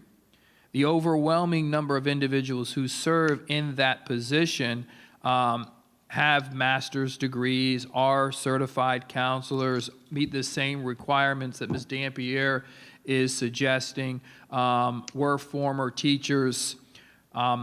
So in that shift or within that transition, the overwhelming number of those individuals will have the opportunity to interview and be placed in those particular positions. And those who need certification, we're going to do everything over the next several months to support them to obtain that certification and afford them the opportunity to be placed. So the structure of this high expectation in terms of the preparation of preparing ourselves to provide support for students, as well at the same time ensuring the district is protected in terms of who is providing those services. Okay. Mrs. Berenberg, follow up? Yeah, I just want to make sure, like, you said the people that have master's degrees in behavior, that they can, then they have to interview for those new positions, or will they be able to be transferred into those positions? There's some concern about that. Through the chair, they'll have the opportunity to interview and be placed based on the individual who's conducting the interview, which in most cases will be the district, if it's the positions that we're talking about, if it's a school counselor or a or a success coach, that'll be that of the principal, and meeting with them and going through the process. Very, very explicit conversations, very supportive conversations, and very confident that this transition A, will be successful, and B, ensures that we keep the most skilled individuals within our district. All right. Okay, thank you. Okay. I think this is something that we've all talked about quite a bit, and I appreciate you bringing this forward, and I look forward to seeing some of the good changes that we're making here. And our next position we currently have is a revised behavior technician for exceptional student education. Currently, we have about 10 of those positions. We have 8 at Walbasso currently, and one at our high school, one of our high schools, and one at our elementary school. So we're going to be adding to that. We're going to add 8 district behavior tech positions, as well as we're going to assign 3 positions to 3 of our elementary schools to provide that support. And our behavior techs will be up under the direction of our behavior analysts, be able to provide that system-wide continuous support, as well as the behavior analysts will be modeling and coaching and helping shape what a classroom should look like, shape of what the behavior should look like, or if a student is having problems in the classroom, go in and model and provide that support. So these 8 positions will be in and out of our schools wherever the need is based on the tiered. It could be tier 1 where some of our ESE students are struggling in the general ed setting. What does that look like? Providing that coaching and model of what that, gradual release of support looks like in a classroom. So these will be district-wide positions as well as the ones that are currently housed at the schools that we have this current year, as well as the 3 that we are adding to 3 of our elementary schools next year. Okay. Can you go into a little bit more explanation? What does the day of technical education behavior tech look like? What does that day look like? So I understand. Currently, in our classrooms, most of our behavior techs are self-contained. They're in a self-contained classroom, especially at Wabasso. Some are not. They may be in there looking at a behavior intervention plan via BIP, which is a plan where they're rewarding for good behavior, redirecting the behavior, also helping the teachers support. Also working, they're working with students in a group, or they could be working with an individual student based on the behavior intervention plan that was created by the team that worked on that, the IDEA part of that service. So I'm just trying to understand. Are they assigned to one classroom and then they stay in that classroom and then the students rotate in and then they leave? Or do they have a group of students that they rotate with? In a self-contained classroom, it would be a group of students that they are assigned to, or it could be that particular classroom that they're supporting that classroom. At the district level, it will be these students based on the behavior intervention plan. Say if we have a need at one of our elementary schools and the IEP says that this kid needs intensive support, or you see a group of students based on EBD classroom, then they would service a classroom, or they could service a different, just an individual student. So but it's based on the IEP and whether or not some students child find. Maybe, some kid is experiencing based on the tiered levels, some behaviors that eventually they will be identified that they will go in and provide support with that with their behavior intervention plan, because it could be a plan where they're looking at redirecting, see where it's happening. And then they also conduct the behavior analyst of functional behavior assessment. And based on that, that's going to tell us, that's going to give us a plan of what should happen in the classroom and what we'll be looking for. Okay. No, that's good. Good job, Ms. Dampy. All right. All right. All right, if there are no other questions, I'm sorry, were there? No. Yeah, I had a quick Okay. question. Sorry, I didn't get to comment quick enough. Okay. Go ahead. Can you just clarify, as we move away from behavior intervention specialists, which is a position we're phasing out, and into behavior techs and behavior analysts, how that transition works? Previously, like Dr. Moore said, our behavior intervention specialists, 55% of their time was supposed to be spent in a general ed setting. 45% was supposed to be spent supporting the ESE. A lot of times, they were pulled for different things, and so they were not working with just the students with disabilities. These particular positions will work with only our students with disability, whether it's in a general ed setting or whether it's in a self-contained setting. So they will support the students with disabilities, and that has not always been the case. When you're spending 55%, a kid may be needing that support in a particular classroom, but then, okay, for the 55%, they're needed somewhere else, maybe to go and pick up a student, that kind of thing. That's not the case here. They will be in the classroom supporting the students as well as supporting the teachers with modeling and coaching and providing that support. Our behavior analysts will be in the trenches with our teachers in the classroom. So would I be correct in hearing that as enhancing services for kids with behavioral needs, which may or may not be ESE kids, but that we are shifting from a position that sometimes did that to a position very specifically dedicated entirely to that? That is correct. That is correct. And that has not always been the case. And there have been times where teachers have felt frustrated as well as the student has felt frustrated because they didn't have that support. And with the coaching and modeling and showing teachers how to work with that student and redirecting the behavior that the students exhibit in that classroom,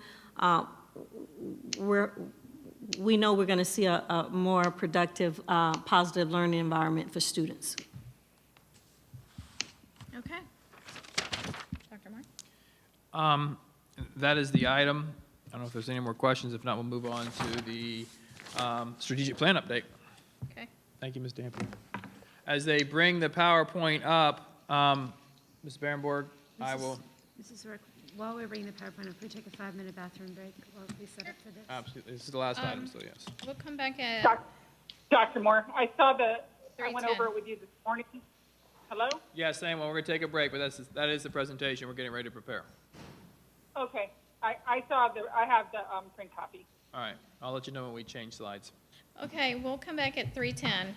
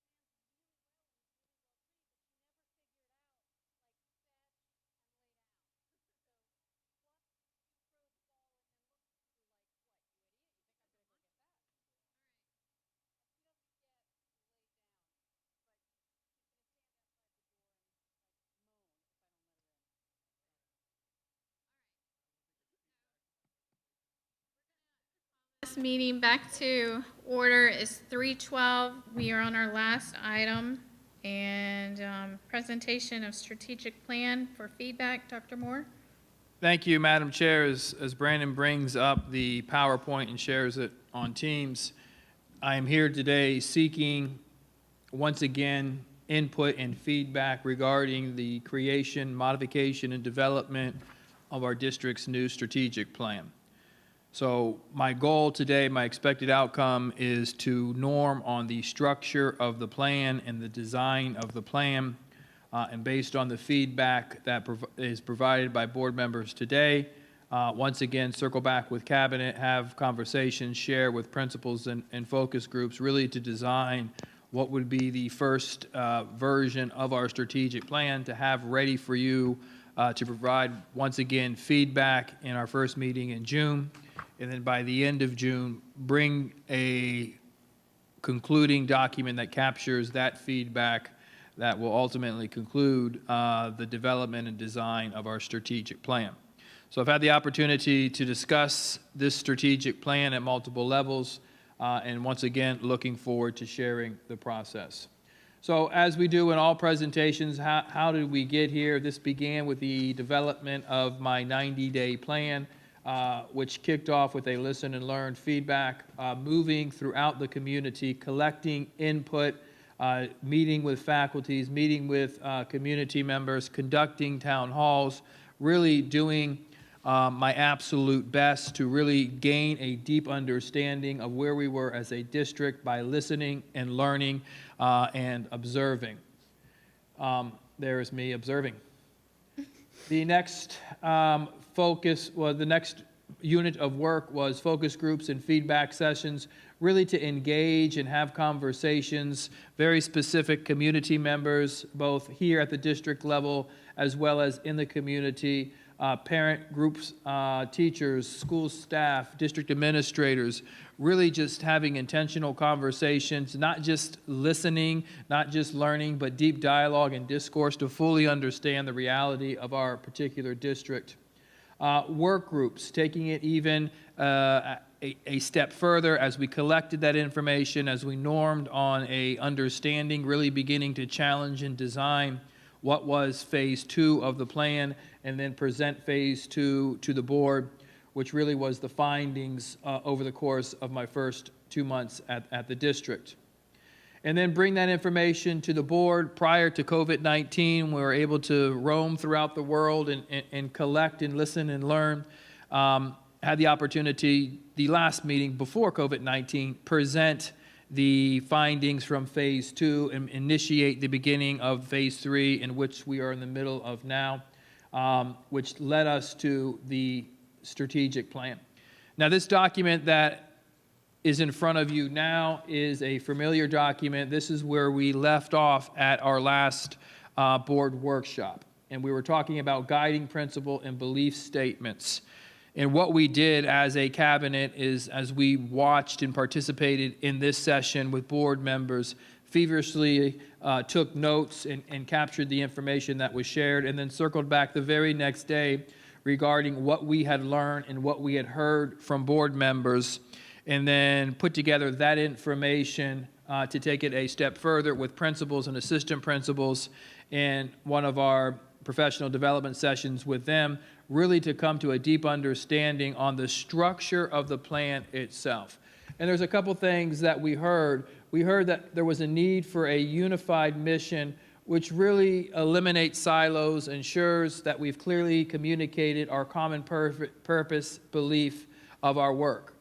And then we also heard in guiding principles. And one of the shifts that we are suggesting here is before where we were using belief statements, that as we really spoke through it, that those belief statements served as our guiding principles, provide a standard way in which all decisions, behaviors, and outcomes are judged. And if we were to hold ourselves accountable to those guiding principles at all times, at all levels throughout the organization, we would be able to have a standard process on how we are evaluating our decisions, behaviors, and ultimately our outcomes. And that led us to what we are recommending as a unified mission. And during the initial presentation to, not the last previous, the workshop before last, it was, hey, let's have that driving, unifying statement or mission, and Ms. Rosario mentioned as Best by Kids. And we wanted to ensure that it was at all points within the organization. And what really came to the surface was maximizing the full potential of all students. And there have been multiple conversations where that has resonated with me as a system leader, that we have the opportunity to engage all students, regardless of the school that they attend, regardless of their reality, regardless of their academic readiness, to prepare them an experience that ensures that we're maximizing their potential. Students going to college, students going to vocational schools, or going into the military, at all points, at all days, at all times, we really should be striving to maximize their potential, which is really focused in on our children. And then looking at our guiding principles that provide that standard by which all decisions, behaviors, and outcomes are judged, we looked at 4 very succinct statements that everyone could know, everyone could remember, and everyone could ultimately evaluate their behaviors and decisions, which is to invest, provide, engage, and empower. Invest in collaborative cultures that promote the growth of all. Without a culture, teaching and learning doesn't happen. We want a culture that allows everyone to understand they are included and they have the opportunity to connect and grow. Provide equitable access to high quality, rigorous instruction. That is a guiding principle as an organization that is a system of schools. We need to ensure that all children have access to the appropriate level of rigorous curriculum. Engage in innovative practices to optimize outcomes. Doesn't make a difference as to what your job title here, but you should have the ability to engage in research and suggest innovative practices, whether you are supporting us in facilities or you are in the cafeteria. We want input on how to be more innovative on performing our services for our students, and then empowering problem solvers at every level of the organization, ensuring that individuals who do this work on a daily basis have the opportunities to understand which decisions they have the authority to solve, which decisions in which they need to seek additional support from, but really design ourselves that we're solving problems as close to children as possible. So when you looked at the input from last week, we normed on a unified mission, maximizing the full potential of all students within the school district of Indian River County, guiding our decisions, guiding our behaviors in which all of those behaviors are judged, invest, provide, engage, and empower. Then we wanted to really look at the impact. And as we had this conversation, this was relatively new based on board member feedback. We know what a strategic plan is. It serves as a plan that will be implemented over the course of 5 years, and very specific goals and targets that want to be hit over the course of 5 years. But dang it, we're here to transform the school district of Indian River County. We are here to transform what teaching and learning looks like. We're here to transform the lives of our students. So if we had very clearly defined aspirational statements that really spoke of how we're going to look and feel in 2025, what would those statements be? And if you look to the first statement that is to your immediate left, all students will be acceptable and included within the school community. Is that measurable? No. But is it something that would transform a system that regardless of the school that you went to, you felt warm, you felt accepted, you felt loved and respected? That's something that transforms teaching and learning. The other 3 that you see there are measurable. But I would challenge us to think, could we have goals or transformational impact statements that weren't measurable, but really clearly drew our attention to how we would look and how people who interacted with us would feel? if one of those transformational impacts statements were that all classrooms prepared students to meet the needs of the 21st century. How impactful would instruction in the school system be that if each and every single classroom students walked into, they were innovative, they were connecting, they were problem solving, the culture was strong, they were using technology not only to solve problems but to define problems.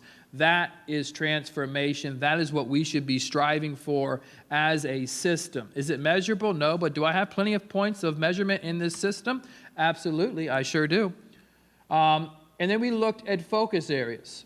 And as I said, even during my initial entry into the system, there were some very strong components of our current strategic plan. One of them, I believe, is these focus areas. And as you see them written, student success, culture and climate, communication and engagement, high-quality workforce, strategic partnerships.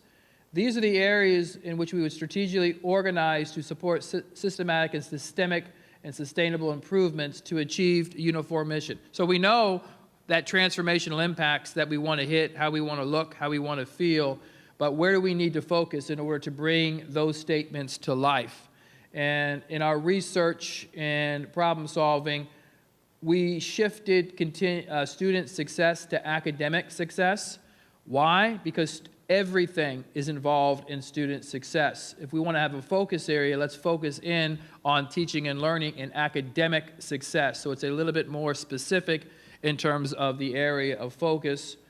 Culture and climate, a prerequisite for culture and climate is equity. The previous plan did not include a very specific or intentional way equity. We felt that equity would be included nicely here. Culture and climate and equity, the three are paired nicely, and you'll see that moving forward. Communication and engagement, back in December as I began my winter break, reviewing and designing what would be the plan for implementation, I thought communication and engagement would be the one area that would fall off, but it was the one area that was consistently reinforced. That is a true need, a true area of focus within our system. The need to communicate both internally and externally as a school system and as the system of schools that provides the education for our students within our county. We need to continue to focus in on communication as well as engagement, how we're connecting all of these systems and resources internally and externally within our community. So that area remains. High quality workforce is an expectation in my mind. We want to hire, as in the previous conversations by Ms. Dampier and Mr. Fagan, the expectation is a high quality workforce. But we want to continue to develop and support that workforce. So not, rather than saying just high quality workforce, continuing to grow that talent through development and support.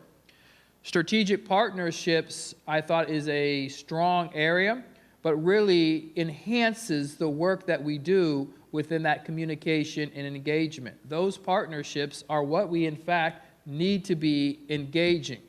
And what was missing in the previous plan is the organizational and fiscal responsibility.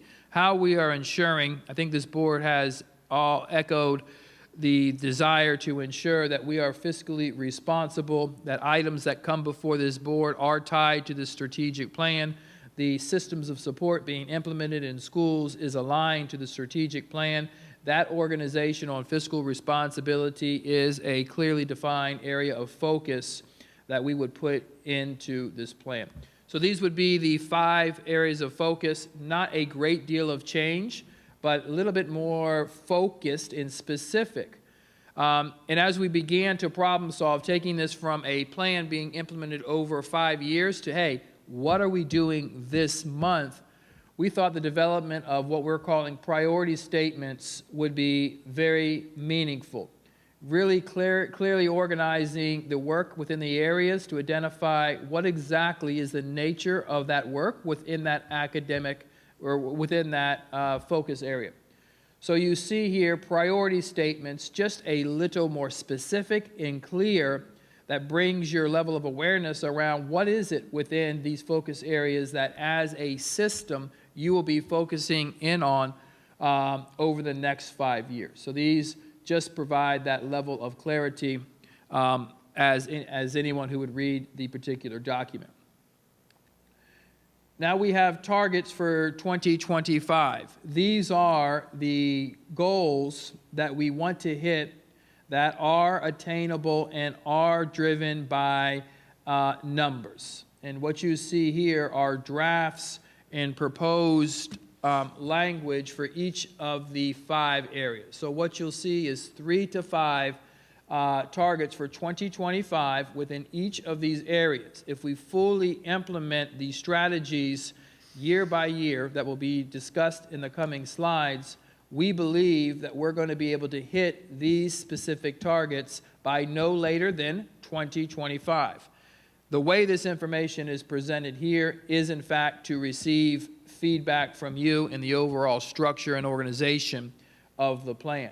But I'll draw your attention to some areas that need consideration. Academic success, some of the areas don't speak to gradual improvement in FSA outcomes because FSA won't be here in 5 years. We'll have the best standards, we'll have new assessments, but we do know everyone across the state will be exposed to those same parameters and shifts in practice. So here, just to try it on, the top 10 systems, one of the top 10 systems in reading when you rank us across these 67 districts. So this just gives you a better understanding of the areas in which we would be focusing in on that are aligned to data within each of the 5 areas. Now, in the coming slides, you'll see a shift in our strategic planning proposal versus pretty much most strategic planning proposals. This here is a sample of what we will call the annual report card. The annual report card has the targets for 2025. It has the baselines. Once we norm on what those targets are, we'll define what each of the baselines would be, and then on an annual basis, we'll be able to rate our progress in comparison to the 2025 target. So this is just a visual representation of us continually to monitor the impact of our progress towards our targets for 2025. The variation continues when you look at annual strategies, and I clicked twice too hard. Annual strategies are the strategies that will be implemented over the course of one specific year. What you find in most strategic plans is a strategy that is relatively generic because it's being implemented over the course of 5 years. So the level of specificity on implementing a strategy over 5 years is extremely hard to do. We want to design a strategic plan that is fluid and grows year by year. So this was an exercise conducted with Cabinet on the initial review and saying, within each of these 5 areas, what strategy can you implement that has the most influence over all of the targets? So because it is all fresh on our minds, you'll see strategy 5.1, which speaks about the creation and implementation of a staff allocation model. We spoke about the fiscal responsibility of the model, but that strategy has influence over hitting a number of the targets for 2025. So the problem-solving process here wasn't to create silos, but to identify strategies that had the most significant impact on as many of the focus areas as possible.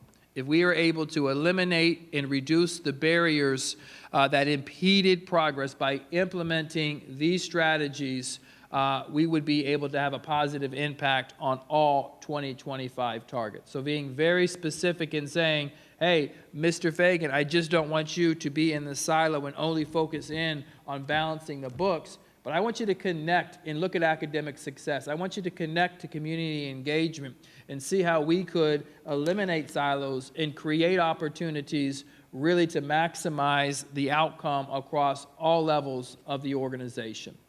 These strategies would be driven by cabinet members, and you would see cabinet members in multiple focus areas.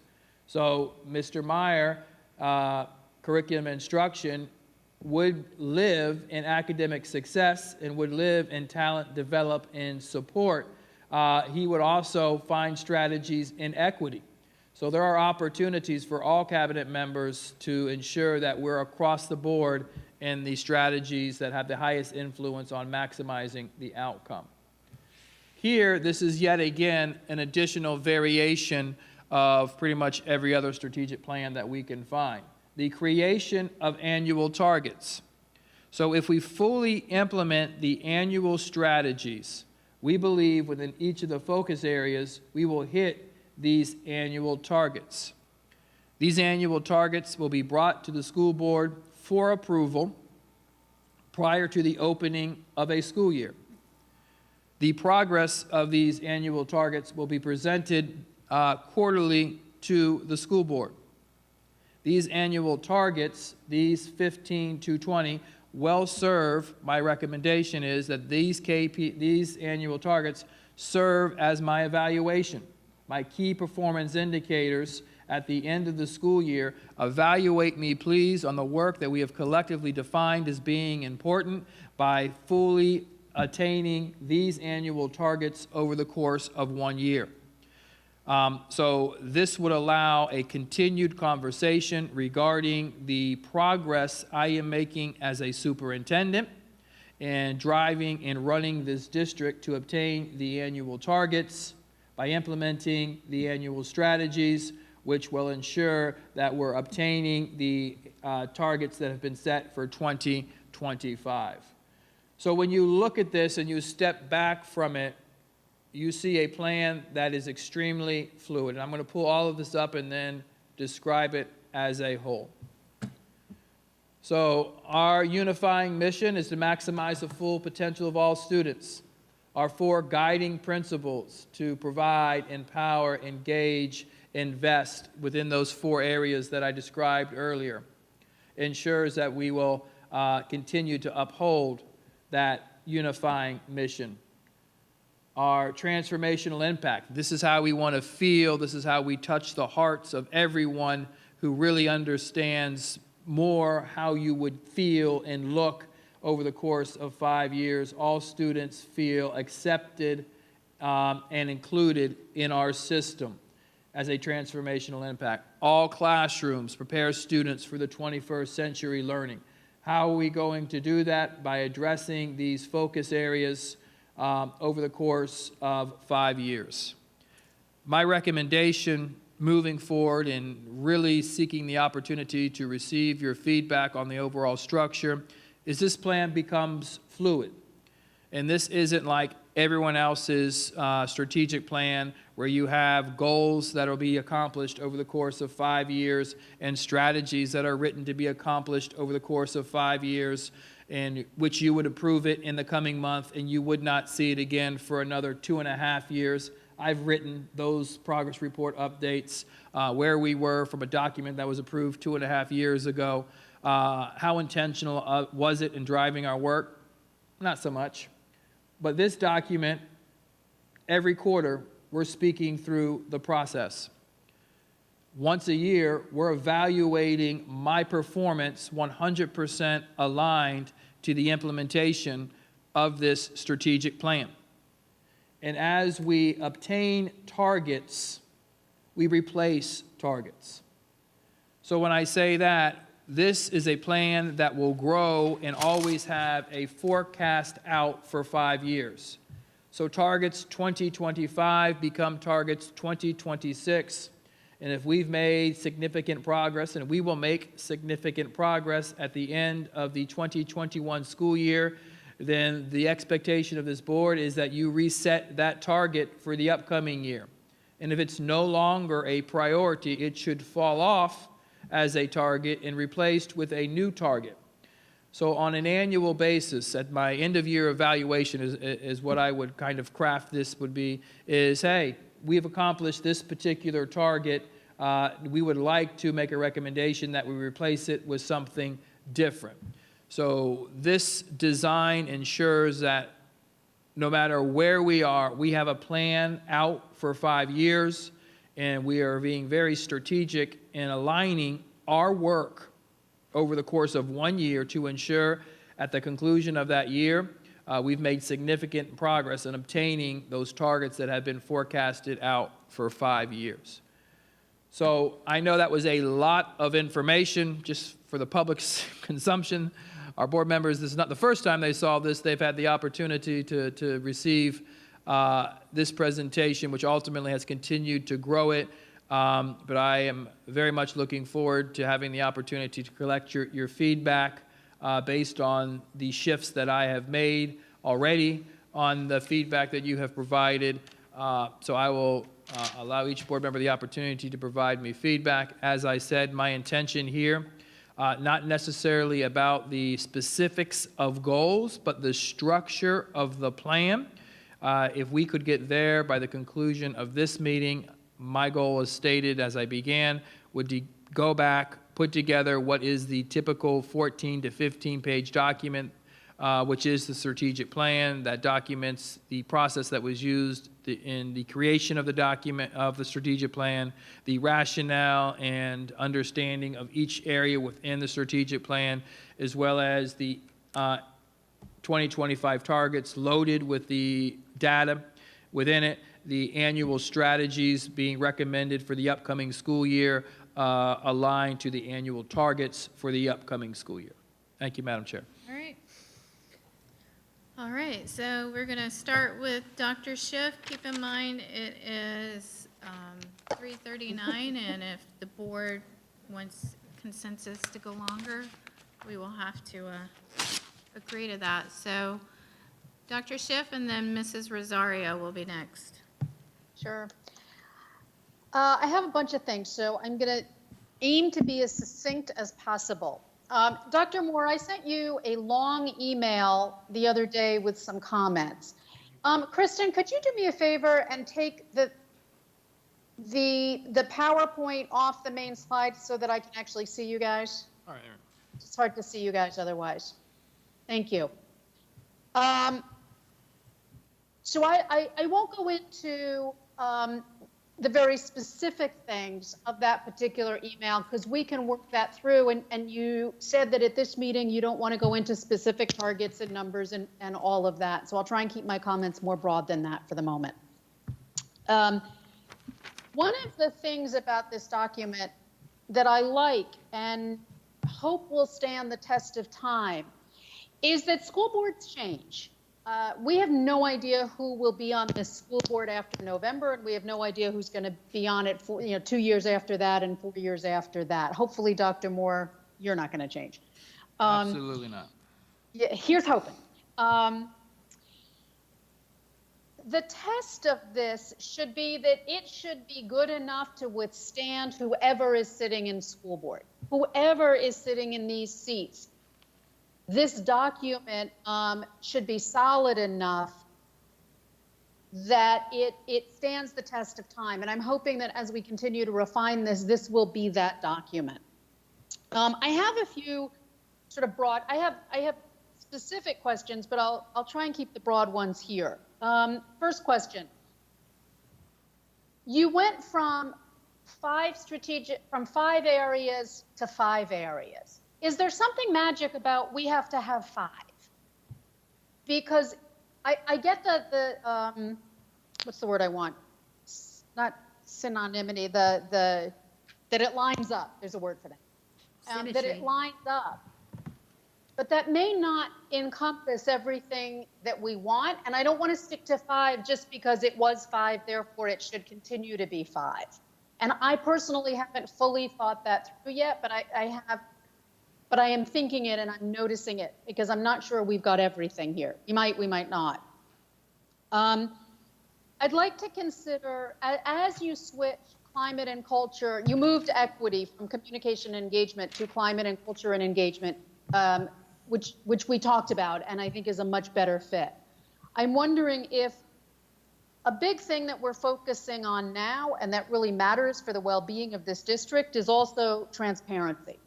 And I'm wondering if in communication and engagement, there's also something about transparency there and making that a very clear and articulated goal. I'm sorry, I'm jumping between my notes and another document. So hang on, bear with me for a second, please. Some of the measures I want to talk through, but I won't do that now because I don't think they're quite right. Hang on one sec, sorry.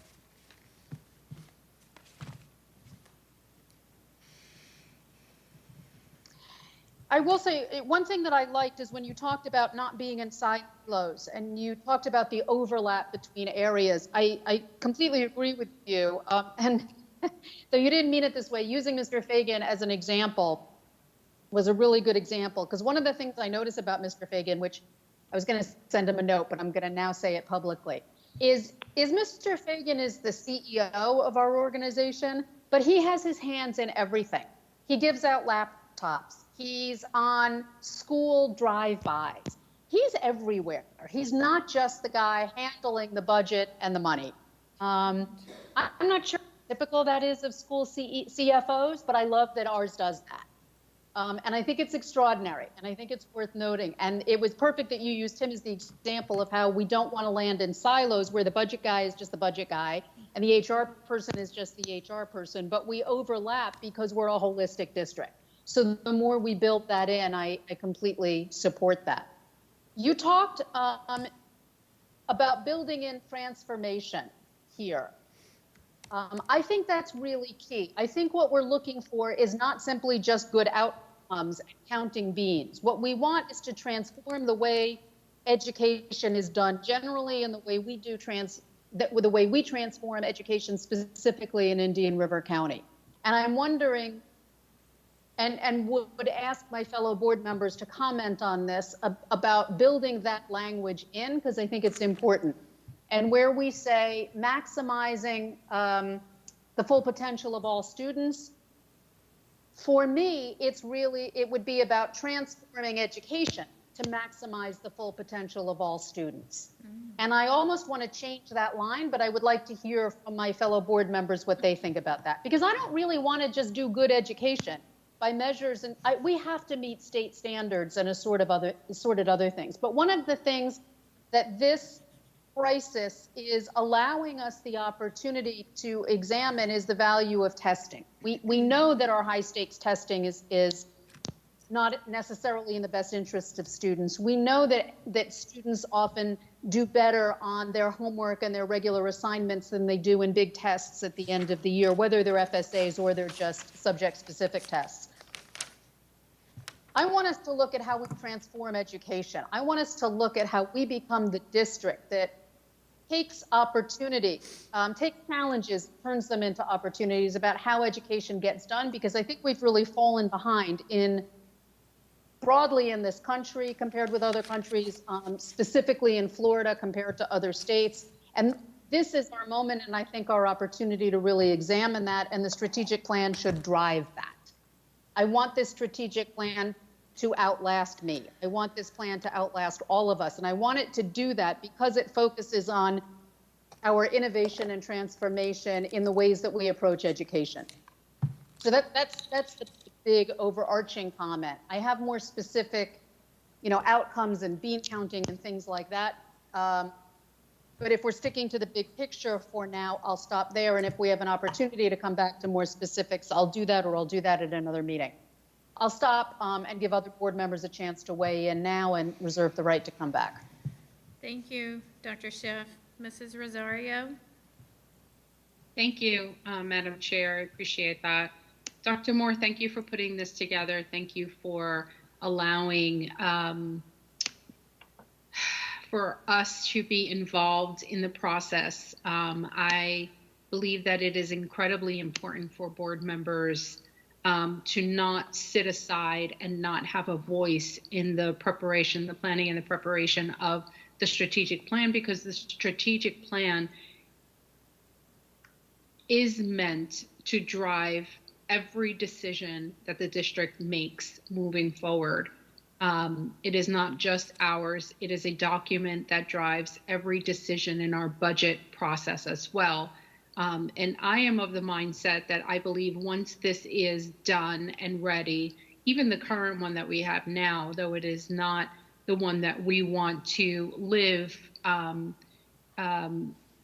with right now, obviously we're trying to change that document, but it is something that should be on the desk of every employee in our district at all times. It is a document that should be on the desk and being used by every principal, every assistant principal on a daily basis. Am I engaging in the things that are written in this strategic plan to ensure that children are learning, and that everyone, from bus drivers all the way to parents, are sure that they understand what the strategic plan is and why it has been created the way that it has been created.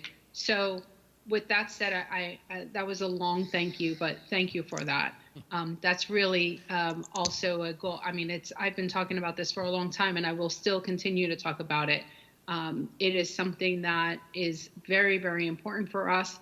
You know, there are very few things that board members are entrusted to do as elected officials.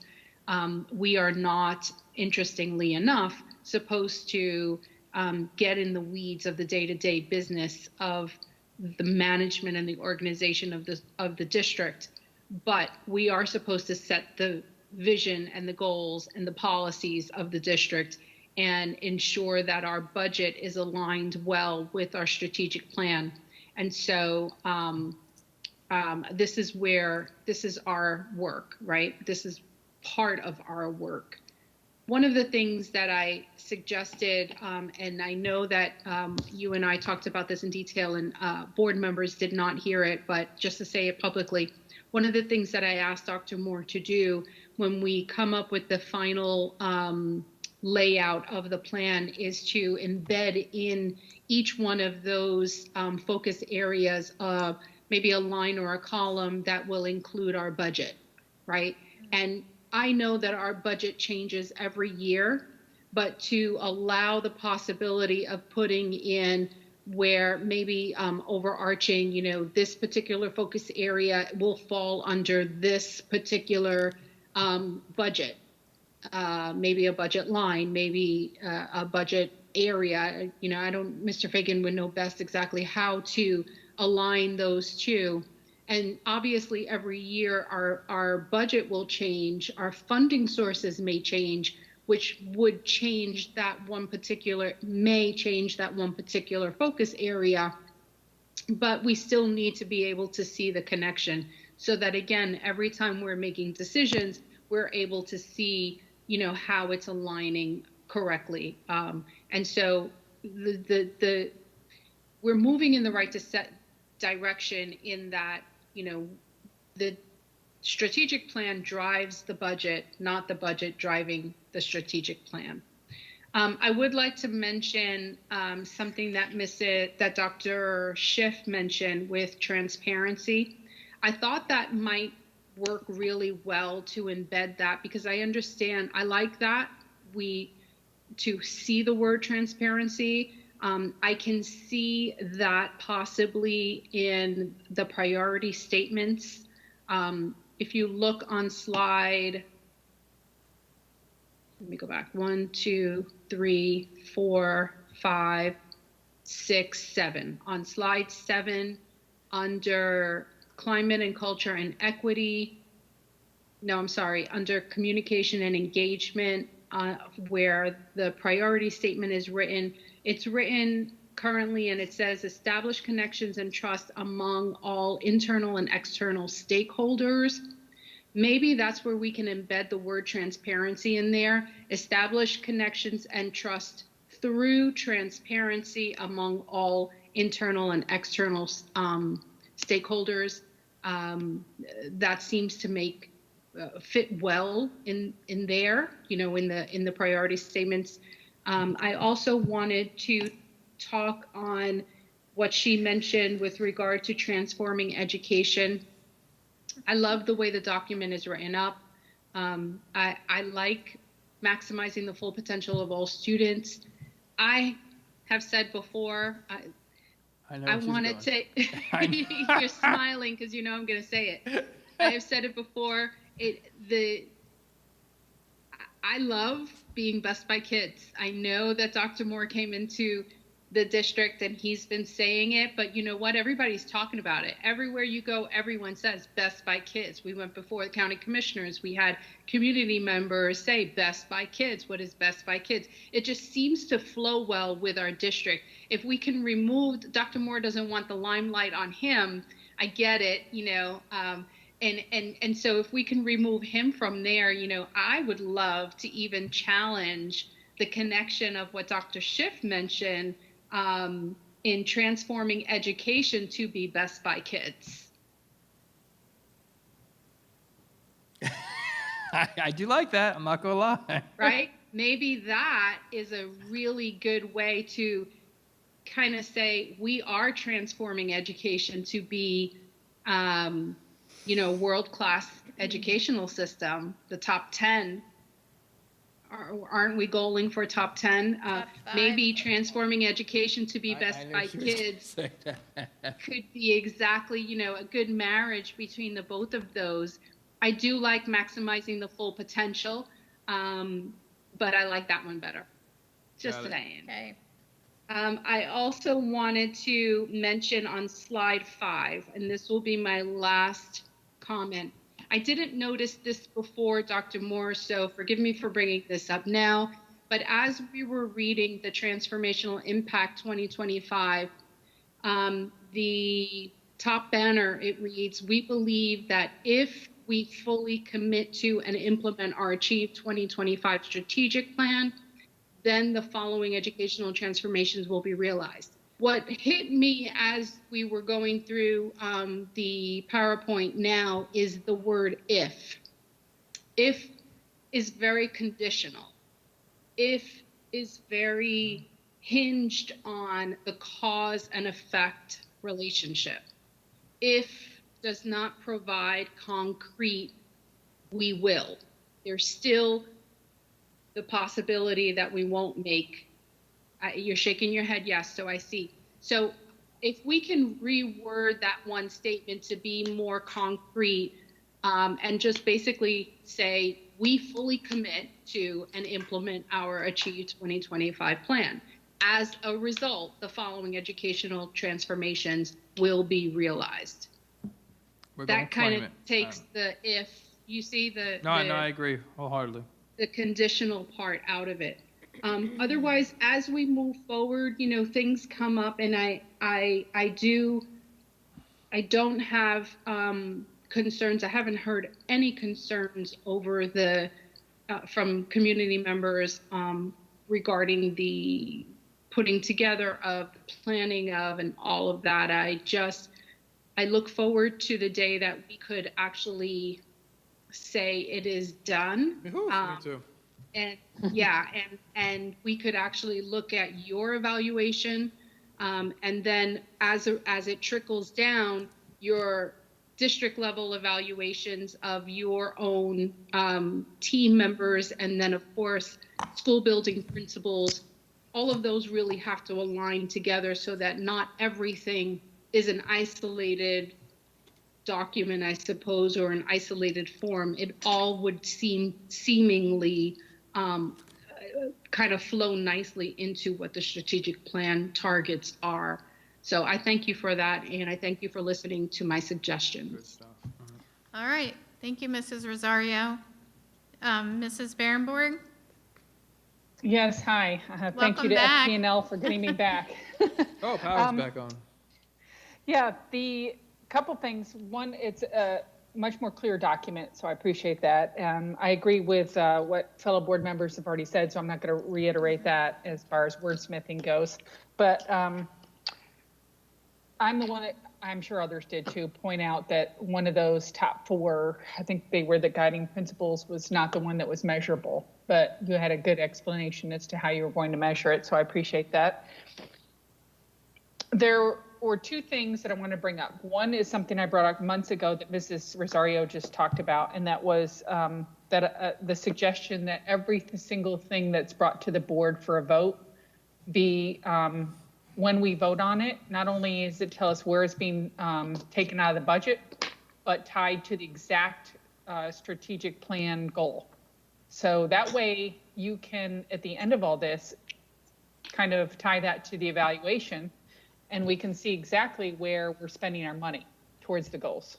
So that's the piece that I'd like to see when we are voting on something, that we actually have the strategic goal sitting right there next to it.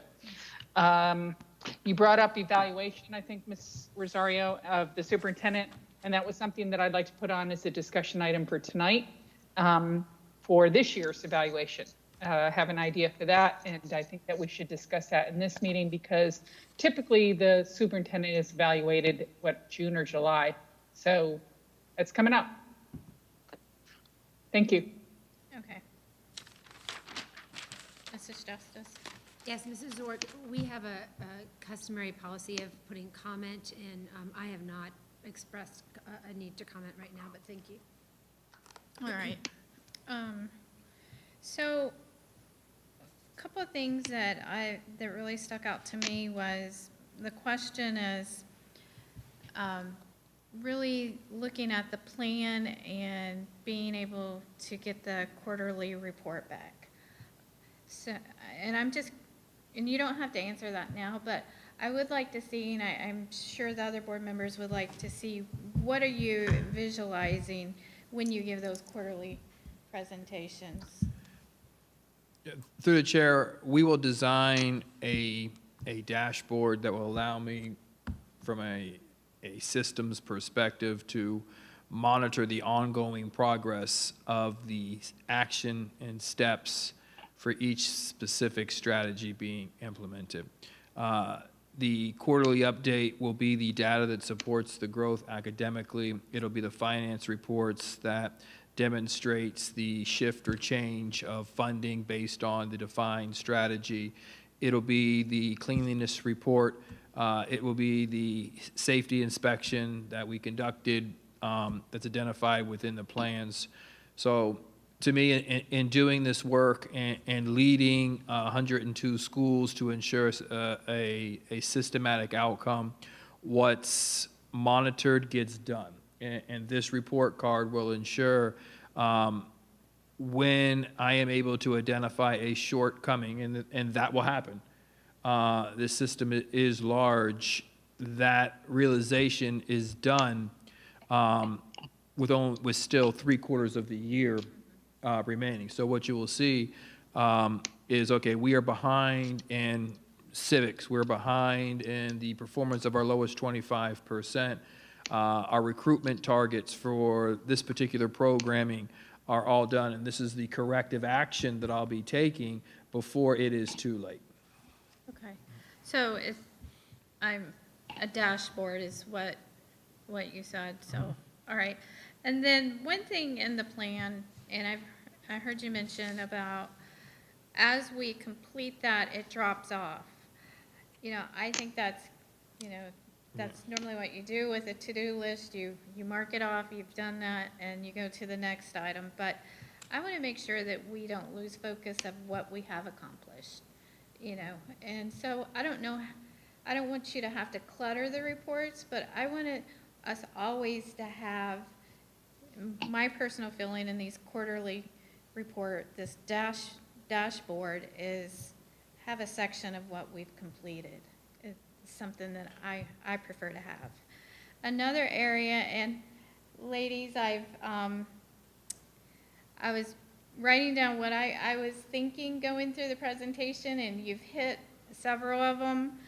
One area that Dr. Schiff brought up was about, do we feel that it has everything? We have the 5 bullet points, but something that I know as a board member, as a mom, and just someone that is tired of the way that education had looked in the past. I'm ready for transformation, but what I was thinking, and one of the points is, where are we really highlighting innovation? And then Dr. Schiff had brought up transforming education. And I love that. Because in order to move us ahead, I know we're going for a top 5, but I think we can do better than that. I think in order for us to really go forward, we're going to have to continue to think outside the box. I'm looking at Mrs. Berenborg, and when she popped back up there, I thought, that looks like Your classroom. my 10th grade geometry class, exactly, with the windows over to the side, the board, and that is classic classroom, and it worked for our generation, but with technology and innovation, for us to really be a world-class district of world-class education, I was hoping to see more, innovation in here, and that's why I really like transforming education to maximize full potential. And I know as just working, volunteering and just an advocate for education for many years, the charter schools, one thing that they've had the flexibility to do is to be innovative, where we as a public school system have been stuck into these boxes. And I want us to be creative, I want us to be innovating, and I really like that idea. Another area that was mentioned is transparency. Absolutely, I think that's a great idea. We need to always make sure that that is, one of our, I guess it's a guiding principle. It would be a guiding principle, not a bullet point. But I do like the fact of putting that in there because I want us to make sure that we keep that as a focus and we keep that as a priority. So I definitely like that and what the suggestions the other board members had brought up. But for me, what really stuck out was really needing to highlight innovation because with the millage that we're asking for, one of the parts of it is for innovation. And so if that does get approved over the next 4 years of this plan here, it fits right in with innovation. So that's all I have. Okay. Looks like Mrs. Justice now has comment. I do. Thank you so much, Mrs. Zork.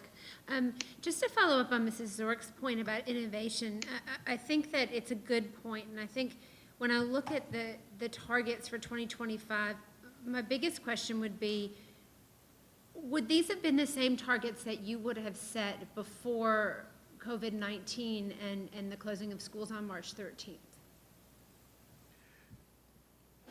Through the chair, in our conversations in the development of those suggested targets, and we do have numbers that we will be proffering for the board's consideration, we made the decision to say we're going to continue to move forward. One of the things I am very proud of as a system, we continue to keep our eye focused on the future. So the design of this plan, the development that is taking place for our principals and assistant principals has been very intentional, clearly locked in on, hey, let's provide the development, let's look at principal competencies, let's continue to train, not trying to say, hey, let's not get the strategic plan done because of COVID-19 and everything else.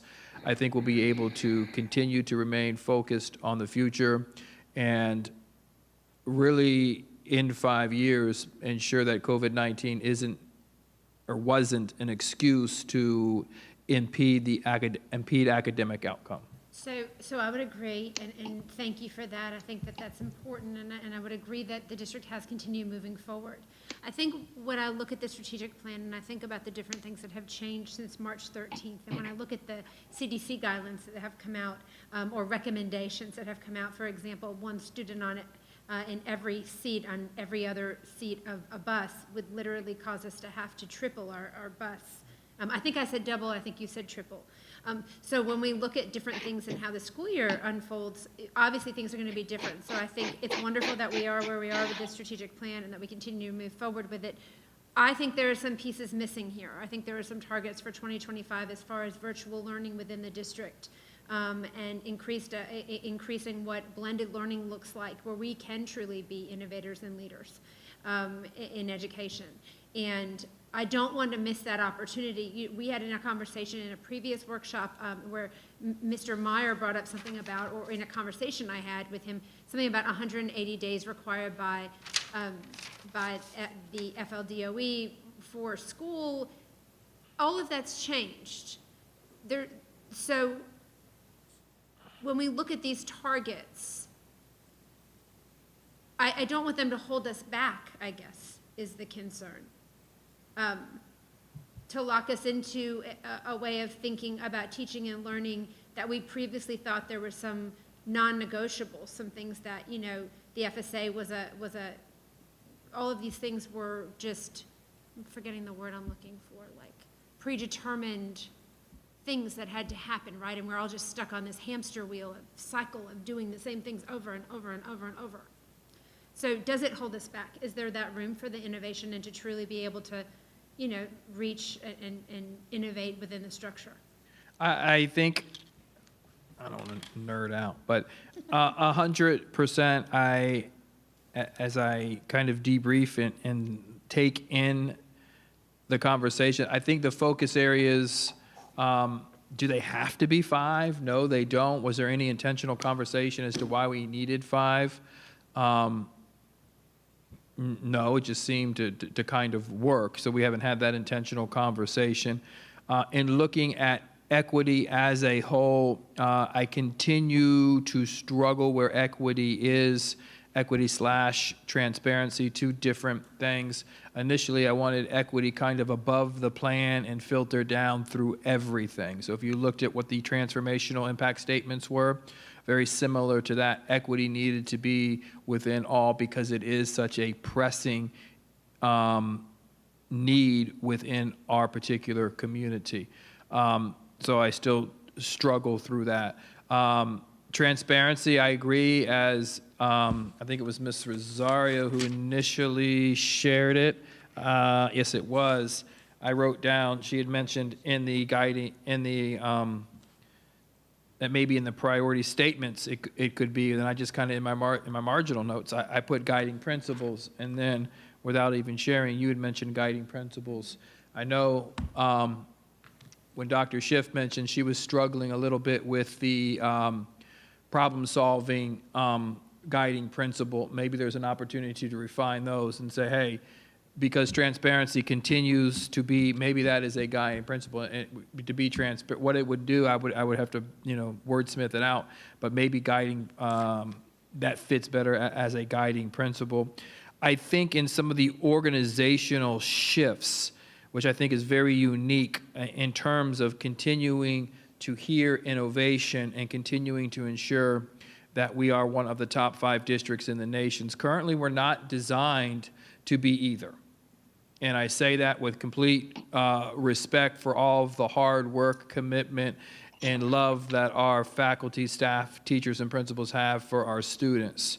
But innovation needs to be a priority, and we need to be designed in a way that we're continuing to grow as an organization, researching, designing, and creating what our future looks like, while at the same time holding true to the reality that currently exists within our schools. And I think some of our structural designs that I'll be bringing to the board in a coming board meeting, the next board meeting, will really give a sense of security. Yes, we have innovation at the forefront of a work, while at the same time never taking our eye off the systems of support that are being provided to today's students. So I think that is important. I will kind of reflect back on, because it was mentioned by a few of you, that innovation may not be at the forefront of this plan.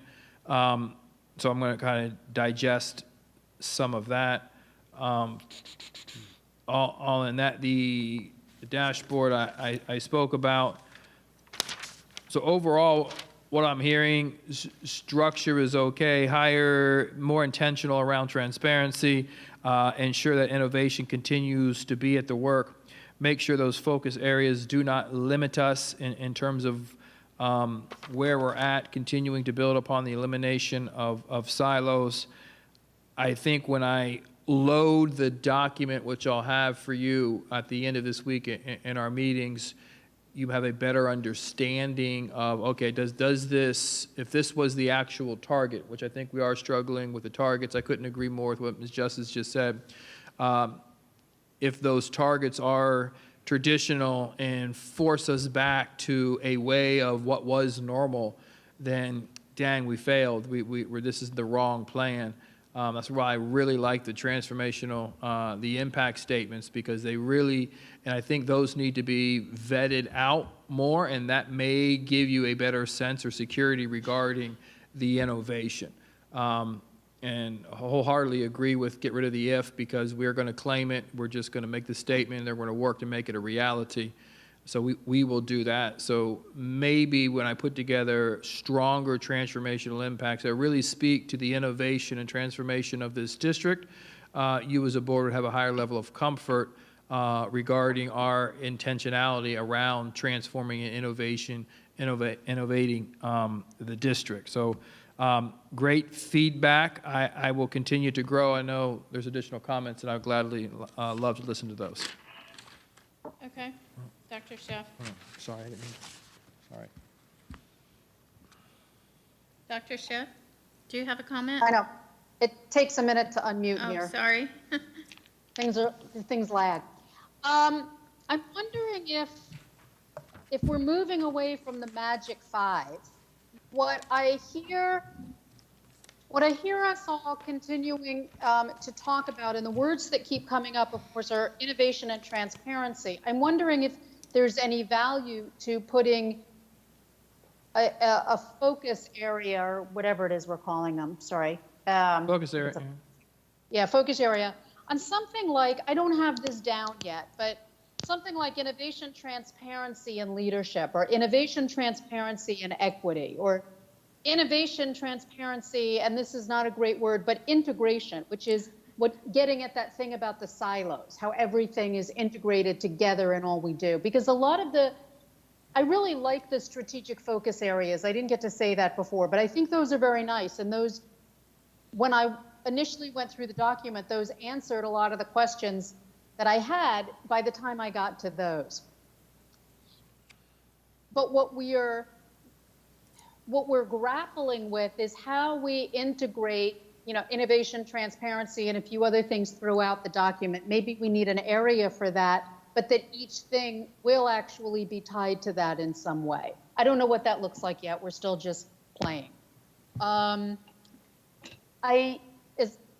Again, I'm not getting into wordsmithing, but I really have to say, the more I look at it, the more I don't love talent development and support, because every time I look at it, I'm expecting somebody to come out and tap dance. What was that? Talent development like a talent show and or support. something entertainment oriented, and I know, I 100% know that's not what you're aiming at, but it keeps coming up for me and using that word. And the only other thing that I'd like to add is, we've talked about this a bunch, and I don't see it here, though it's implied, is this really grounding in values. And I don't see it here. I want to be very, very grounded in our values. If there's anything I've learned from my work on this board, it's that everything I do and everything I say has to be grounded in and consistent with the values I hold. And I think that has to be true in this document very clearly. When Mrs. Rosario says, I want this document on every desk, and Dr. Moore, we've talked about, whenever we get to where this is complete, on that big blank white wall behind our chairs, I want our guiding principles. I want our values. I want the things that we're committed to. So I want to see those values as the foundation for everything that emerges from that, and to build that in here somehow. Got it. So I know we're running over time, so I'm going to stop. Thank you. Mrs. Barenborg? Yeah, one quick comment. I too was confused with talent development when I first heard that term. Dr. Schiff, but that is a term that's being used in lots of districts all around the state. So that's not something that's new that I've heard now. I've heard that for a couple of years now. So that just refers to developing the talent that we have within our staff. So I'm fine with that term. Okay. No, I don't disagree, like, I know what it's pointing to, and I don't disagree with that. I wonder if we couldn't have a more sort of creative and engaging word, but I'm hardly going to get stuck on this if everybody else loves it. All right, let me debate it. When will we get the final? I'm sorry.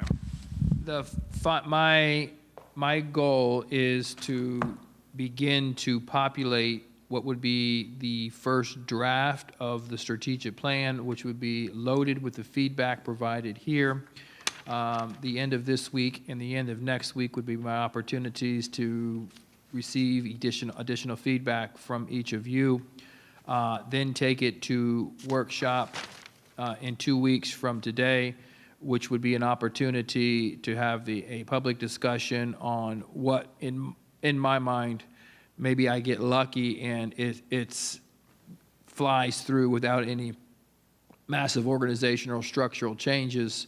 But if not, still enough time to bring it to the second meeting in June, which incorporates the public feedback. Well, not necessarily the public feedback, but your opportunity to engage and connect with one another and hear each other's feedback in a public space.